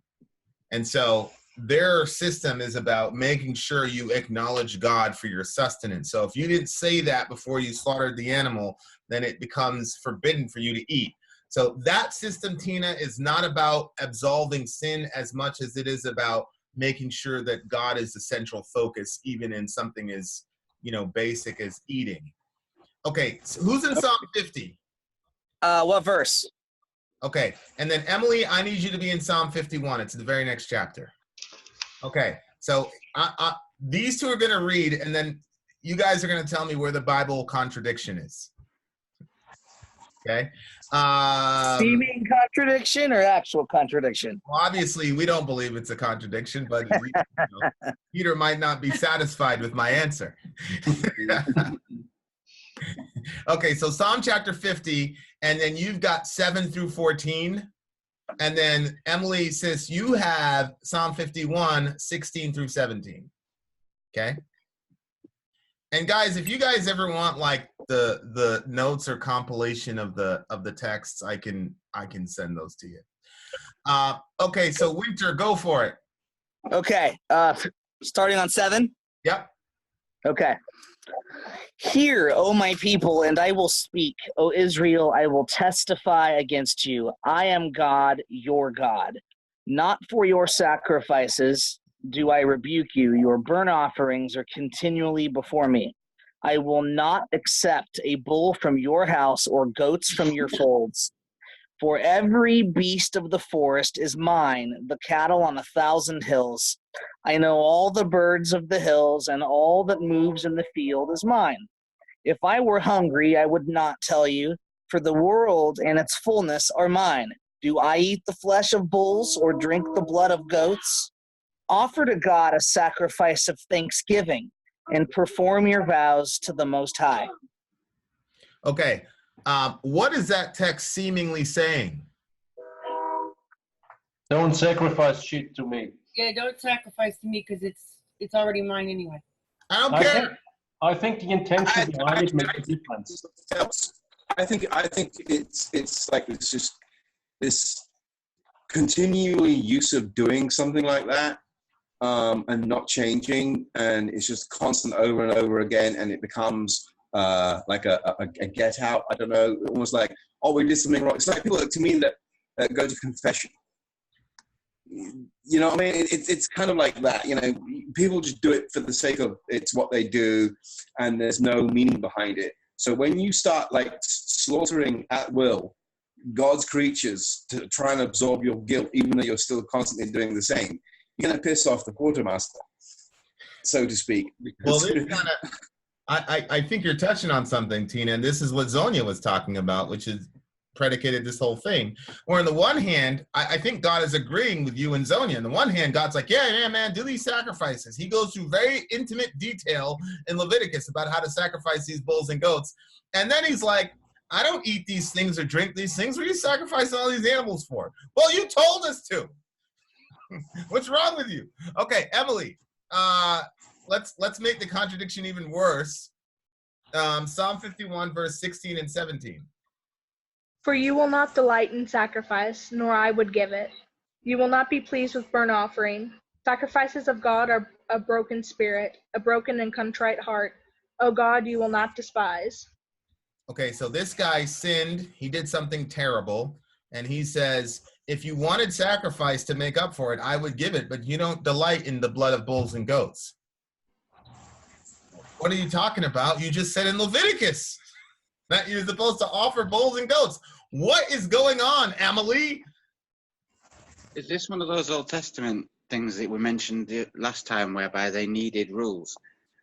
So it's kind of like the sacrificing them is for the people rather than for God. Okay, so Ian. Ian's been quiet. He's been sitting on it. But one of the principles that we have about the Old Testament is that God attempted to relate to us in a certain way. We wouldn't have it. And we said, God, we need laws. We can't have this free-flowing relationship thing. We need some structure. So God says, fine, that's how you guys want to live. Well, I'll give you some laws. Here you go. And so, Ian, are you saying that God basically said, look, man, I would relate to you, but you don't want me to, so okay, fine, let's do this sacrificial thing in Leviticus. But then later on, God says, I really don't like relating to you this way. Is that what you're talking about? Is that what you're... Yeah, that's pretty much where I was going. Because you said it a couple of meetings ago that he tried to sort of live in communion with them, but they wouldn't have it, so he had to impose all these laws and rules on them, and they asked for the laws and rules. So it's kind of like using it as an extension of that same logic. It's kind of like if he'd said that they would be forgiven, they wouldn't have accepted it. They would have felt the need to do something to be forgiven. Therefore, he says, okay, sacrifice a bull then, and then later recanted it. Well, look, for the non-sociopaths among us, which is I'm pretty sure everybody in this room, every time we do something wrong, we want to do something to make it up, right? You want to do something to...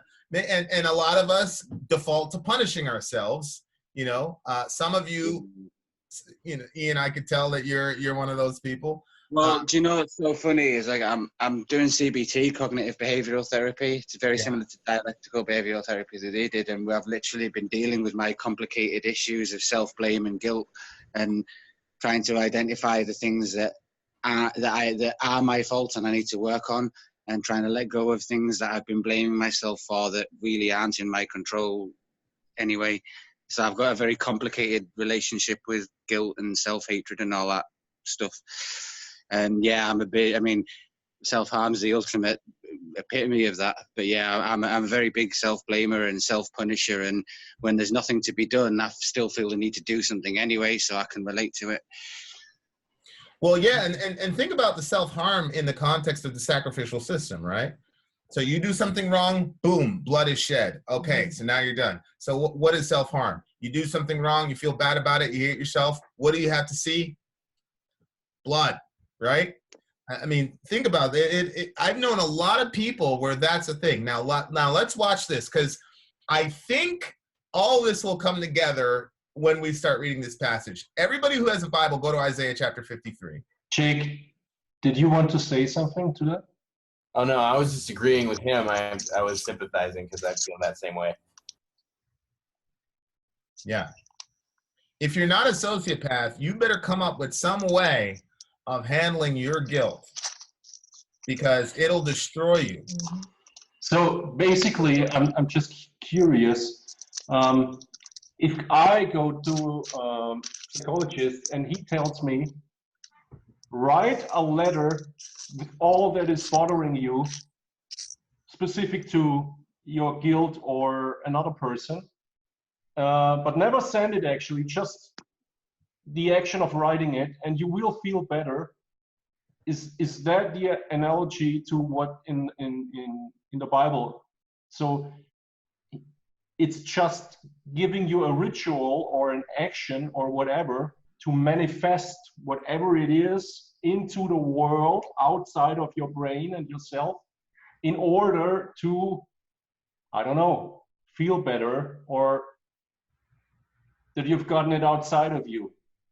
Well, part of that, at least from a psychology perspective, is the process of acknowledging, accepting, and then being okay with your mistakes and your flaws and learning from them. Exactly, but is that what we are speaking of? So it's for a human person, some kind of ritual that helps achieve atonement or leaving something behind, or to forgive yourself, or to actually realize what you have done.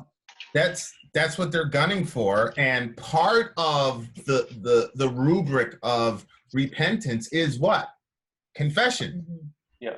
As a matter of fact, in James it says, confess your sins one to another, what? So that you may be healed. Amen. So the psychologists are catching up to 2,000-year-old wisdom. It says, confess so you'll be healed. We used to have this ritual prior. It's funny you said ritual. We used to have this ritual prior to taking communion together, where we used to say, I did this, I smacked this guy, then he was talking shit, I beat him up, blah blah blah, and then we'd all pray, and then we'd all take communion, because we would confess, and then we had the body, we had the blood for our sins, and then okay, now we're good to move on with the week. We had this as a weekly ritual. Now, go ahead, Jake. I was just going to add, if in Catholicism, if you're in mortal sin and haven't confessed, you can't take communion. Right, and that's one of the major disagreements I have with Catholicism, which when we talk about denominations, Catholics and Protestantism will come up for sure. But yeah, you're right. Can I say one thing? You can say millions of things. Go for it, Becky. As long as I'm mute, right? It's ironic to me that when Adam and Eve, when they learned about life because they did something they weren't supposed to do, the Lord, he went and he said, I'm going to give you all the animals, and you're to be good to them and take care of them and be a steward for them. And then later on he says, okay, you can sacrifice these animals to me, which I think is to me it's kind of ironic. Yeah that's true. Yeah, I agree. Yeah. I agree. It's these animals have to pay the price for your screw up. Right. You were supposed to care for them, but you were supposed to care for them. Now they have to. Wow. Now they have to deal with the ramifications of your bullshit, Adam. Thank you very much. And say again. I used to go one step further and see us, the people, being the screw up of God, actually. And I'm not saying that out of the blue, because what I mean is, if you set two people in the world, Adam and Eve, and they have no concept of sin, that's like approaching your child and saying, the pot on the oven is very hot, don't touch it, and the child has no concept whatever of what hot even is. What's going to happen? As soon as you leave the room, child is running up to the oven and touching the pot and crying. But they know what hot is then. Yeah. Right, Orion, where are you? He's in bed. Asleep? Yeah. But the little difference is the hand of the child is going to heal, and we are screwed for eternity for touching the hot pot. Well, wait a minute. That's a very Gnostic way of thinking. Go ahead, Jake. Go ahead, brother minister. All creation is good, and that's just, it reminded me of Gnosticism. So it can't be good if we are not able to be good, and there's only one good thing in the whole universe, and that's God and Jesus himself. But in Genesis, it says that God created this, and he saw that it was good. He created this, and he saw that it was good. Until we fucked up. That it was good. Until we fucked up, until we screwed up, actually. It Well, was that didn't good change creation, your mind, though. I'm thoroughly enjoying this discussion. What are you even doing here, Win? We're good on our own. Although God is trying to save us. So God is trying to get us to the point where we'll be saved and Yes, but he's saving us from himself because he created us flawed. That's what I'm not getting into my head. Okay, but well, maybe I promise, Peter, we will talk about the Lapsarian controversy, which is what you're describing. Okay, just one more sentence, because Go ahead. maybe God in itself, that's where I'm standing at right at the moment, 2019. Maybe God in itself is a contradiction and a paradox, Trinity. Nobody can explain the Trinity. It's just like, yeah, that's how it is. God is the Trinity. Yeah, think about it. I don't completely and totally disagree with you. I probably have a non-heretical answer for the Adam and Eve thing. So where I'm at is actually, and it has nothing to do with anything, but I'm getting it out there, is that if you are a being that's a contradiction in itself and you're trying to explain yourself to limited beings, as we are, you'll end up with the Bible, maybe. I don't completely disagree. I don't believe that God is internally contradictory. I do believe that he is internally paradoxical and that he's beyond our understanding. I do believe that. But did somebody say, was that you talking, Ian? It was. I kind of wanted to jump on Peter's point a minute, because this might even be heretical, but I don't believe that everything in creation is good. For example, I'll give you two perfect examples that spring to mind as he was talking.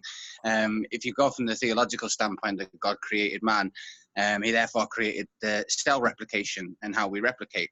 Now, we know that when they replicate through a faulty genome, then that creates cancer and people die. And if you want to go natural disasters, you could say created the earth, and created it in such a way that tectonic plates shift. But when that happens, it can cause tsunamis that wipe out thousands of people. Or parasites.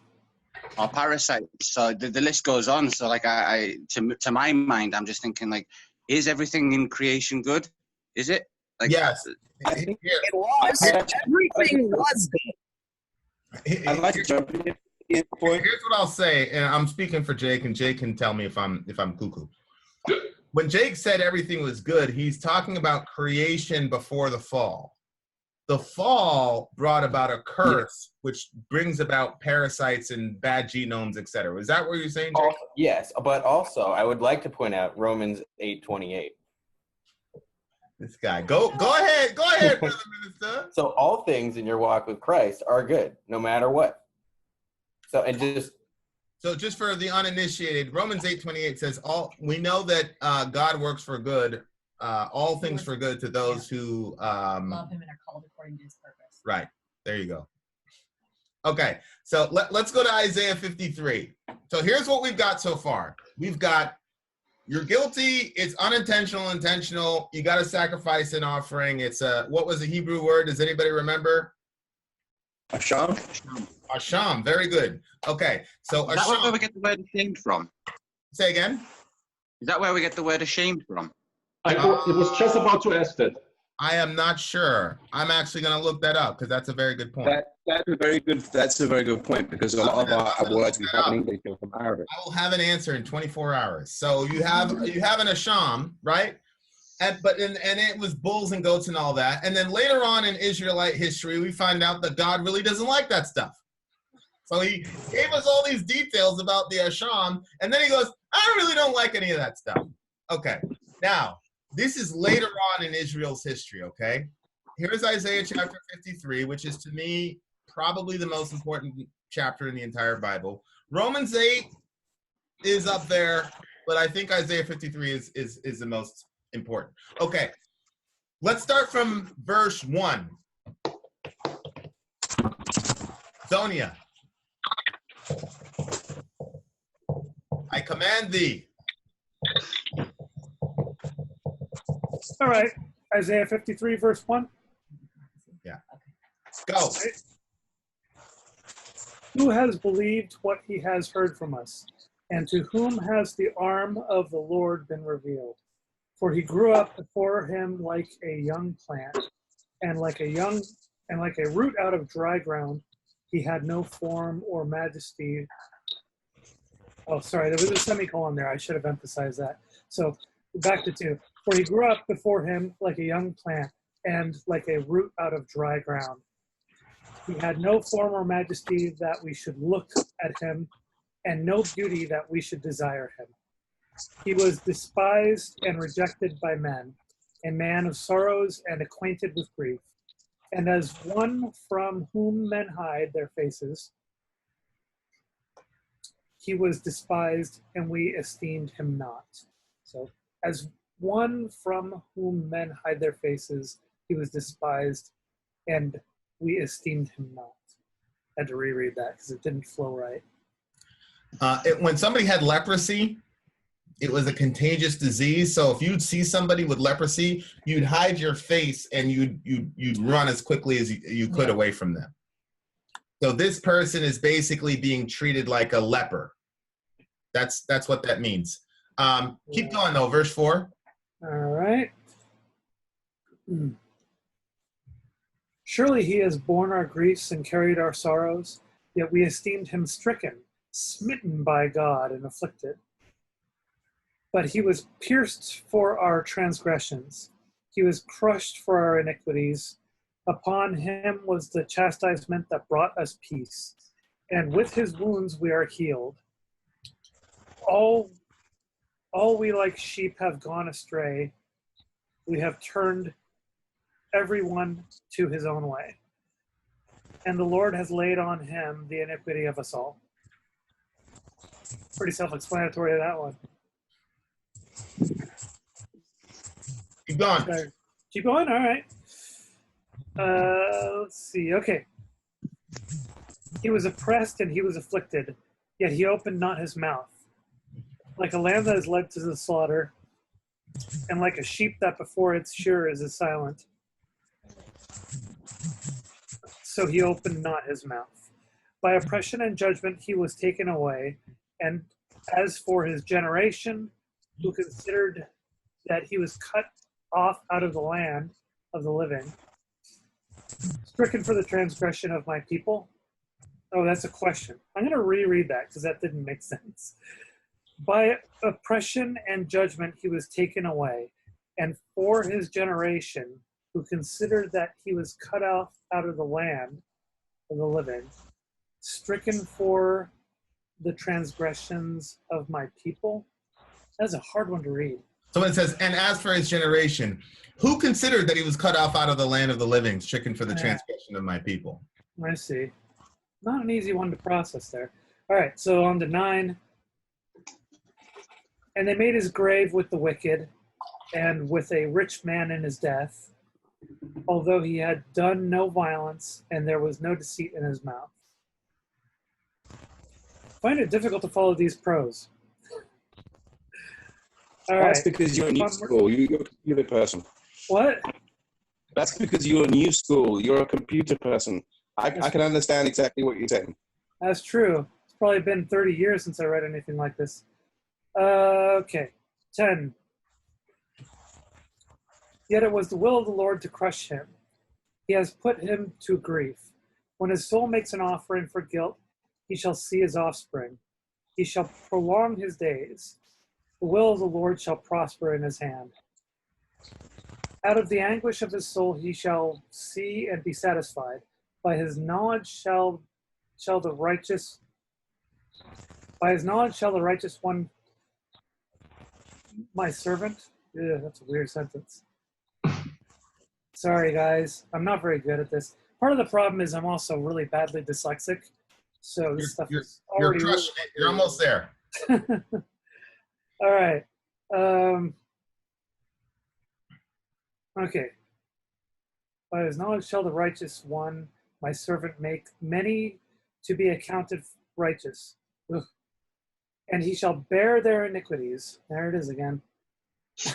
Therefore I will divide him a portion with the many, and he shall divide the spoil with the strong.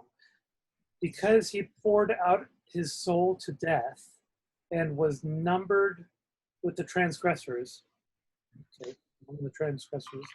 But he bore the sin of many, and makes intercession for the transgressors. Okay.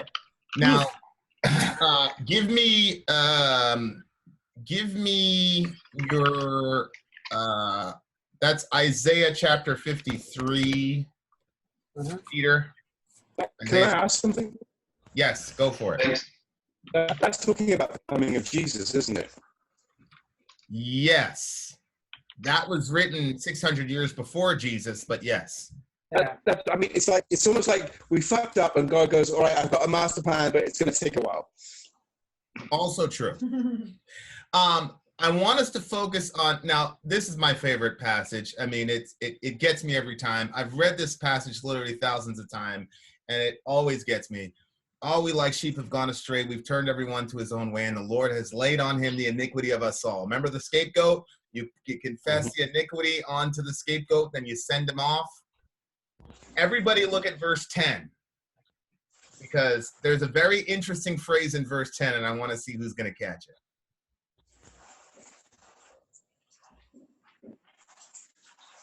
So back into verse 10 in Isaiah 53. Yep. Yet it was the will of the Lord to crush him. He has put him to grief. When his soul makes an offering for guilt, he shall see his offspring. When his soul makes an offering for guilt, he shall see his offspring. So when they send the goat off into the wilderness, bearing all the burdens, I'm just kind of projecting back on. I think what he's saying there is that what the Bible is saying there is that when you do that, what you're really doing is you're like looking towards Jesus, because that's what Jesus was. Jesus was the lamb, the ultimate sacrifice. What's the phrase I'm looking for, though, in Isaiah 53:10? I don't know. I don't have a Bible, so I'm just draw me a picture. The will of the Lord the will of the Lord to crush him. Okay. What does that bother you, Emily? No, just because what I think it refers to is the crucifixion. Yeah. But what's crazy is it's saying that God crushed Jesus. It says, the will of the Lord to crush him. He has put him to grief. Because isn't that because the price still had to be paid? It's a doct. But that original sin was so bad that the price, the balance wasn't there. You know, the universal balance or karma, or whatever you want to call it, had to be repaid. It had to. And yes. It meant that it meant all of us were one of him. So he chose one of him over all of us. That's how much he loved us. Correct. And what was the Hebrew word that we were playing around with? What was the Hebrew word? Asham. What does asham mean? Guilt offering, right? Offering for guilt. Look at verse 10. When he makes his soul what? An offering when his soul makes an offering for guilt. Okay, Asham. this is the word. Asham. Asham. Hashem. So it's saying that God, the Father, made Jesus our Asham. So here's how I reconcile. Oh, so Jesus is the goat. Sadoct, and the lamb and the bull. So listen, here's the thing that we've all kind of been feeling around, that all of us have like put together. You have guilt. Some blood needs to be shed. Blood is going to get shed unless you're a sociopath, right? Some punishment is going to happen. You're going to find a way to punish yourself, unless, or you're going to try to you're going to try to justify yourself, like Zonia was saying. But once you get to the point where you can't justify yourself and you have to face yourself and realize that you did something wrong, then you start punishing yourself. And some of us go to the extreme of actually drawing blood. God says, nope, you don't got to do that. Here's the blood of the bulls and goats. Do it to them. Then later God says, no, I'm not really happy about that. Why? Killing too many animals. Well, that's one. And I can show you biblically where that was a problem in the mind of God. It really was. The other issue was those animals were designed to point to the ultimate sacrifice, the ultimate Asham. Yeah. And so what he was concerned about, I think Becky talked about this, Tina talked about this, what God was concerned about was people started focusing on the animal and the ritual instead of focusing on the principle. The principle is, I did something wrong. I hurt my neighbor who I'm supposed to love. And yes, I have to acknowledge I did something wrong, but God doesn't want me to punish myself. But what do I do with this guilt? You see, and God is saying, I have a solution for you, but it's not the animals. So later in the history, he reveals it there is a person coming who did no wrong. He says he was assigned a grave with the wicked and rich man as death, although he had done no violence and there was no deceit in his mouth, right? He was a perfect person, but now he is your Asham, right? And so I don't want you to focus on animals and blood of bulls and goats and all the rest of it. You see, there's a divine strategy with these words that are being used in order to communicate something. That's why I smile when people go, oh, that Bible's written by a bunch of goat herders, don't know anything. Okay. All right. Okay, I got something here. Go for it, Peter. Two things. The first one is, and maybe I'm wrong here, but isn't this a very complicated way to tell people if you aren't genuine with how you mean it, and if it start getting some kind of routine, well, let's sacrifice something and then we are okay. I mean, it's exactly the same thing if you tell your kid the concept of the word sorry. And the kid is using it as, you asshole, I'm sorry. And starting to use the word sorry in front and after every insult, and that's not how it works. Correct. Of course. That seems to me to be exactly the same, which means if it's losing its weight by not being genuine anymore, it's worthless. So I agree, and the Bible explicitly addresses that, which we're going to dedicate the entire of next week to, how to reconcile the two, right? Okay, thank you. And the second thing, because it's somehow very interesting to me, is the Bible in some way implying that the most valuable thing you can do with your life, which is potential, is to sacrifice it on your free will, on your own volition? Because that's what I'm getting out of this. You can do whatever you can with your life. You can try to atone in many actions. You can dedicate your life and your whole potential for the good of others or whatever. But no, it's the sacrifice that's highlighted above everything in the Bible. Well, it's Jesus' sacrifice. This is very, very important. Jesus is presented as the only way that we can make ourselves right with God, and we are commanded only to trust in what he did in order to make ourselves right. Somebody go to Ephesians chapter 2, verses 8 and 9, and I'm gonna close it with this, and I'm gonna really, because Kai asked me a question where he basically said, isn't this a loophole?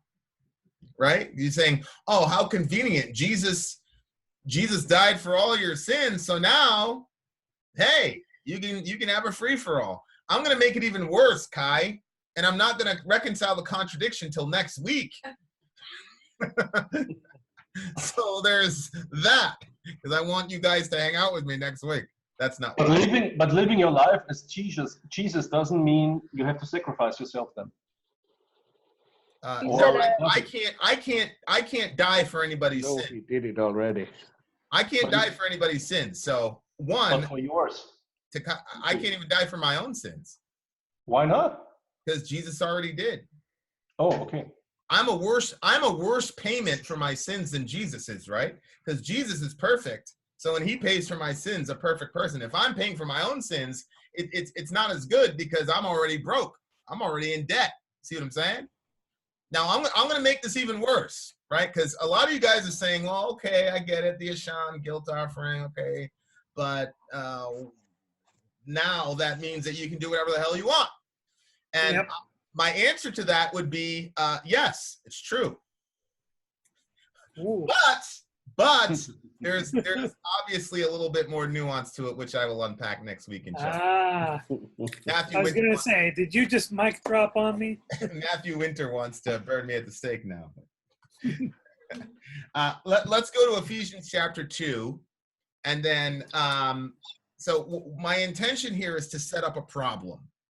I want to set up a moral and intellectual problem for everyone. Because there aren't enough in the Bible. Thank you.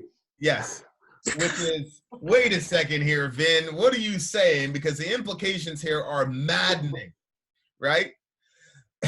Let's go to and by the way, Jake, this is also going to bleed into our Catholicism versus Protestantism thing, because you know Ephesians 2:8-9 is coming up, and no, I'm not going to James 2, Jake. So there's that. Okay, so Ephesians chapter 2. Okay, now look at this. Jeez. All right, I'm just going to start in verse 1 because Ephesians is crazy. So I'm in Ephesians chapter 2, verse 1. Okay. And you were dead in your trespasses and sins in which you once walked, following the course of this world, following the prince of the power of the air, the spirit that is now at work in the sons of disobedience. These are the other gods we were talking about last week, right?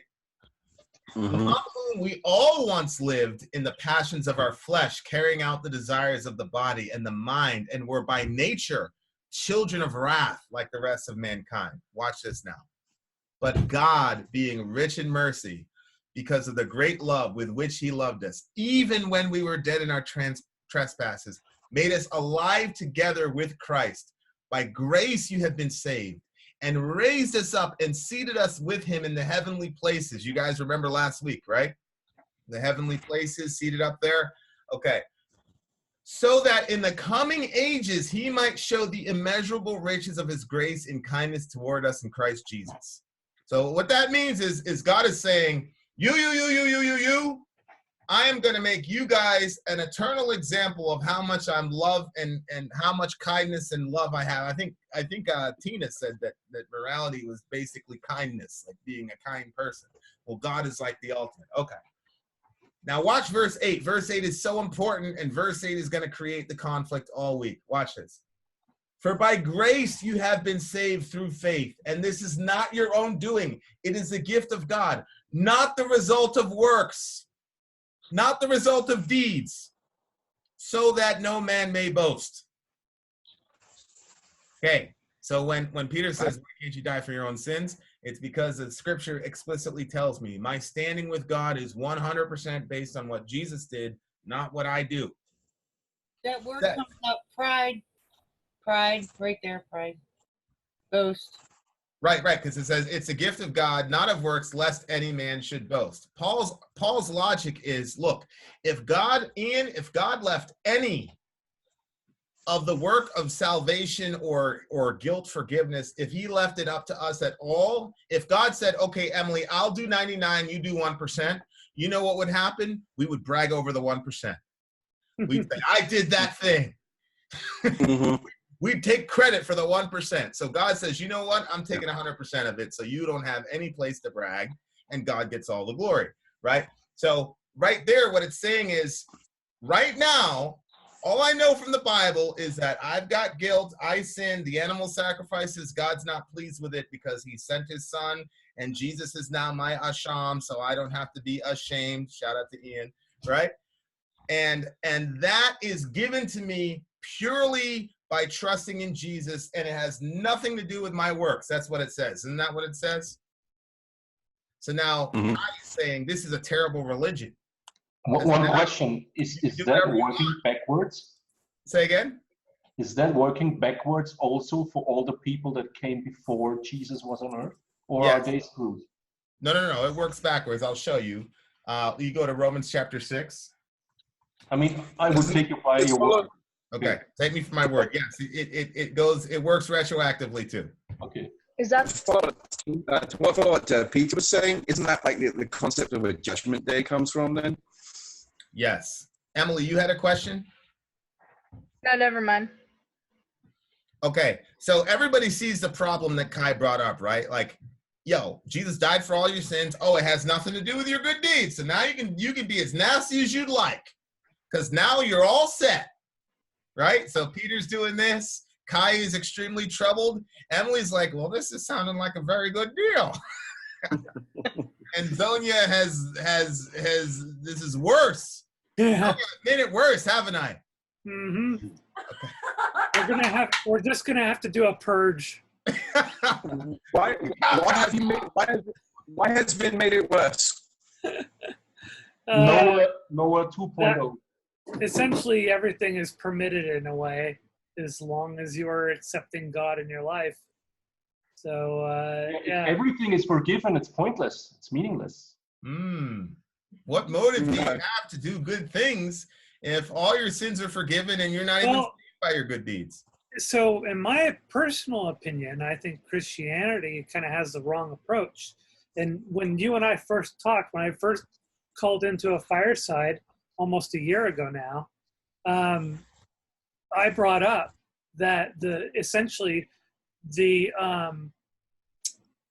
threat versus incentive aspect of Christianity I see as a flaw, because it creates a selfish form of devotion, because you're either devoting yourself to this God out of fear of burning in hell for eternity, or out of wanting a reward, as opposed to just trying to do the right thing to support your community because everybody flourishes and benefits from it. And so that's my judgment of Christianity, obviously. So in a way, hold on, Tina. Go ahead, Z. So in a way, I don't think that Christianity should be trying to goad its followers into doing the right thing or not doing the wrong thing. I think it should be trying to encourage a collectivist mentality where people support each other. You know, so in a way, I'm not totally disappointed, but a little surprised. The story isn't over yet. There's a reason we're doing it for 3 weeks. Yeah. Okay. So next week you might be less troubled, Z. We'll see. Go ahead, Tina. Right. I'd like to answer Z's points, talk to Z's points. You talk about, because like God doesn't want you to worship him out of fear, because that's the bully. God, God's not interested in giving you rewards for good behavior because it's something you think you should have. I think, like, when you love someone, don't you want to do right by them? Isn't loving God the same thing? Doesn't God desire the same sort of relationship that we have with people that we love? I mean, isn't that something similar? I mean, when you love someone, don't you want to give because you want to give because you love and for no other reason? That's how I feel. It's a good question to ask, but the question is, would you suggest that the majority of Christians are doing that? And I would argue no. I would say that the message that's the popular message, this is what Vin and I got into the first time I called in, the popular message in modern practice of Christianity is, if you do the wrong thing, you're going to hell. Otherwise, you're going to go to heaven and be rewarded. And so there's a lot of focus around that. You know, damnation and hellfire is a big subject of Christianity. And Christians are the loudest when it comes to judging degenerates like myself for being trans. Or that's because Christians, a lot of Christians, the way I see it as myself, I think, especially in the day and age that we're living in, we're going to see a big delineation between those who call themselves Christians and those who are actual followers of Christ. To me, they're not the same thing. And I think that a lot of Christians today who get on their soapbox and bang about things and full of their own self-importance are ones that are looking for a reward. Look at me, God, look at me. That's why I think a lot of praying that Christians do today, that must sound like sort of like moaning and complaining to God and begging and like pleading, and like, I don't think God's really interested in that sort of shit. I think God wants to know what you think. This is why we're having this discussion. Can I back it up? And this is why Vin is smiling too, because he and I have talked about this very thing. Can I back this a little bit, going back to where we came in here? Yeah. And we were talking about why should we be good because we're taken care of anyway. And I don't know, as a Christian and as a believer, I've had a lot of experience with God after I began to believe. And as I grew in my walk with God, I've learned from him by some very interesting ways where he has shown me. It's interesting because he's got a certain way of doing things and it's hilarious. But because I believed, it's harder for me to actually do these things. And so the question is, based on what you guys were talking about, what is really a Christian? Is it just a person who says that they're Christian and I believe in Jesus? Or is the person actually, really, really wants to understand and follow, Jesus' example and listen to his teachings. I think you're going to find that a lot of people are in the first category. Pony. Yeah, I agree with you. I think a lot of people. Hold on. I think a lot of people. I haven't heard from Pony all day. Go for it, sis. Okay, so when I don't remember who said it, but like, what's the point of how you live if you're just going to be forgiven anyway? I don't remember where I heard this. I grew up in a Pentecostal Assemblies of God church. You earn your blessings by performing your acts on earth so they can be stored up in the storehouse of the Lord. When you get to heaven, you get those blessings. Not only are you getting the ones you get on earth, but you get those blessings as well when you get to heaven. So that's so there's totally no. There's just it's like I can't. It's so hard for me to explain because I get like so flustered when people are paying attention to what I'm saying. But there's something to the effect of your evil deeds and your good deeds. It doesn't matter either way. Sure, but also, you got to consider that you're not going to get everything that God has for you when you get to heaven if you're not going to abide and do good by Him. Told you, Vin. I don't know if that's just how. I don't know if this is how like I was taught it growing up Pentecostal Assemblies of God, but yeah. So definitely, my observation, both from the churches that I grew up in. So I grew up in 3 different churches, and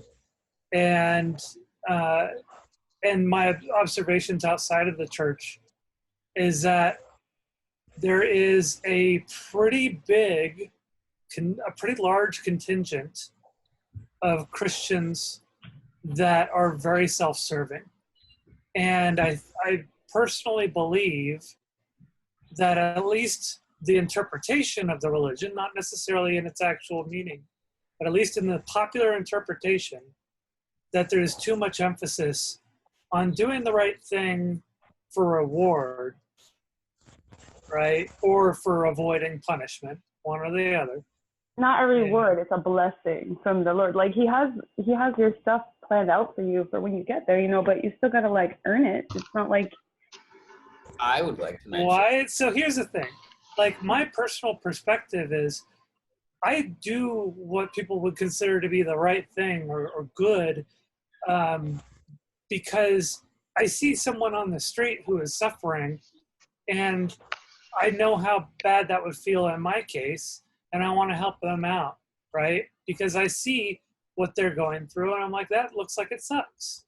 But I don't do it because somebody's going to give me a reward or going to give me a blessing. That's not why I behave the way I behave either. Like there's a lot of times I hold my tongue and I don't want to, but that's because I'm considerate of someone else or like I'm not really an argumentative or I'm pretty passive. And I'm usually one of those people that like I mother hen other people a lot. So that's just me by nature. It has nothing to do with my Christianity, but I'm just saying, it's not as if it doesn't matter. Like your works on earth do matter. It's not just, well, you can go and kill people and then pray to God, oh, I'm so sorry, and then like everything's fine. You still have to face atonement for your sins at the end of everything anyway. So it does matter what you do. I would like to add something there to what Sonia says and also Pony. I've been given it a lot of thought. And for me, original sin, or there is a huge problem that humanity has, or mankind, and that's you can't restart or take the wisdom you achieve over a lifetime with you. It's gone after you die, and that's the eternal tragedy. So you witness your own children and your grandchildren starting with 0. It's over and over again. And you're trying to put some wisdom that you achieved into them, knowing and realizing it's bound to fail, as we had with the hot oven or something. Because you learn in life you have to make, ultimately, you have to make the experiences yourself. And this is what programs us to fail in the end, because let's say you get 90 and you really experience a lot of things. I mean, Sonia, you're younger than me and you've seen a lot of things already in your life. So add another 40 years of that. So you could actually give a lot of wisdom to those that come after you. But how? And for me, that's my humble opinion, religion is one way of trying to give guidance and pass all this wisdom onto us and establish some higher goal in order to give us motivation to follow that wisdom, because we don't have it in us to realize at the right time in your life that this is the right thing to follow for your own sake. So you have to start doing it for some other sake or for some higher whatever value or purpose, until you reach that point where you're able to realize. It's like Wing said something with, if you face a problem, run away. Some teacher, some jiu-jitsu dude told you the right way to win everything, to win every fight is to run away or walk away or run away. And it took you 15 years to get behind the concept. It's true. Because you mistook it as weakness or foolishness or whatever, or cowardness. So, and that's the whole thing with wisdom that you can achieve in your lifetime. And imagine being a being who have achieved a unique kind of wisdom and you desperately try to pass it down to other people. This can be Jesus, this can be God, you name it. That's almost a mission impossible. So that's for me what the Bible represents. It's a try to pass this wisdom that you can't fathom at certain points in your life, to have to go through all the stages. By the way, Win, that's what Siddhartha is to me, the book. You have to relive all the stages until you get there, if you're lucky. Because some may come to level 3 and some level 16, 60, whatever, and some don't get even a chance because they die of cancer in the age of 3 or something tragic like that. Yeah, but I just wanted to throw that in there. So Jake, I think you had something to say, and then I'm going to close it out. I think I've done what I wanted to do by the end of this was kind of like be like the Joker and introduce a bunch of problems and not create a bunch of solutions, which I feel like I have successfully done, because I've left us with a bunch of questions now, which is exactly was my goal, and I think I've accomplished it. Jake, what were you going to say? Oh, I was going to touch on what Tina said and what somebody else, I don't remember who it was, but they were talking about prayer, and it reminded me of that story of the Pharisee and the other guy, the poor dude, like the homeless guy, I guess, and they were in the chapel praying, and the Pharisee was like, oh, thank you so much that I'm not like this guy, and so the big thing is humility is the big difference. Yeah. Well, that passage actually talks about righteousness. We covered that a couple sessions ago. Yeah. We were talking about how, no, you're not righteous. Yeah, the Pharisee was judging the tax collector. Yeah. We were all judging the Pharisee. Yeah. Okay, guys. Yeah, it's an interesting topic. It has a lot of depth to it.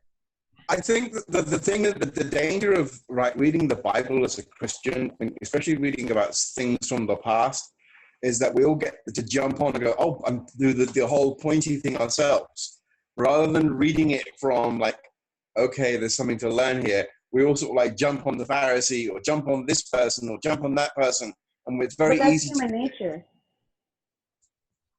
Yeah, but maybe part of what the Bible is about is dealing with that aspect of human nature too. Because part of, if you look at it, if none of us are perfect and we're all sinned and we're all screwed, right? Surely then from that should equate a level playing field. And then maybe each other with love and kindness and respect, and not be so horrible towards each other. I promise you guys next week the set of questions that have been floating around will be answered sufficiently.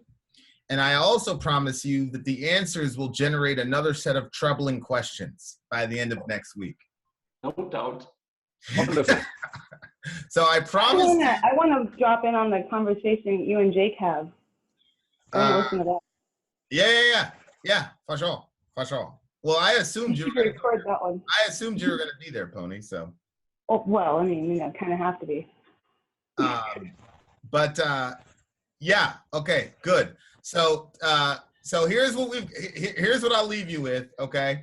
Don't punish yourself. Don't be a sociopath. If you do something wrong, admit that you did something wrong. But also, don't punish yourself.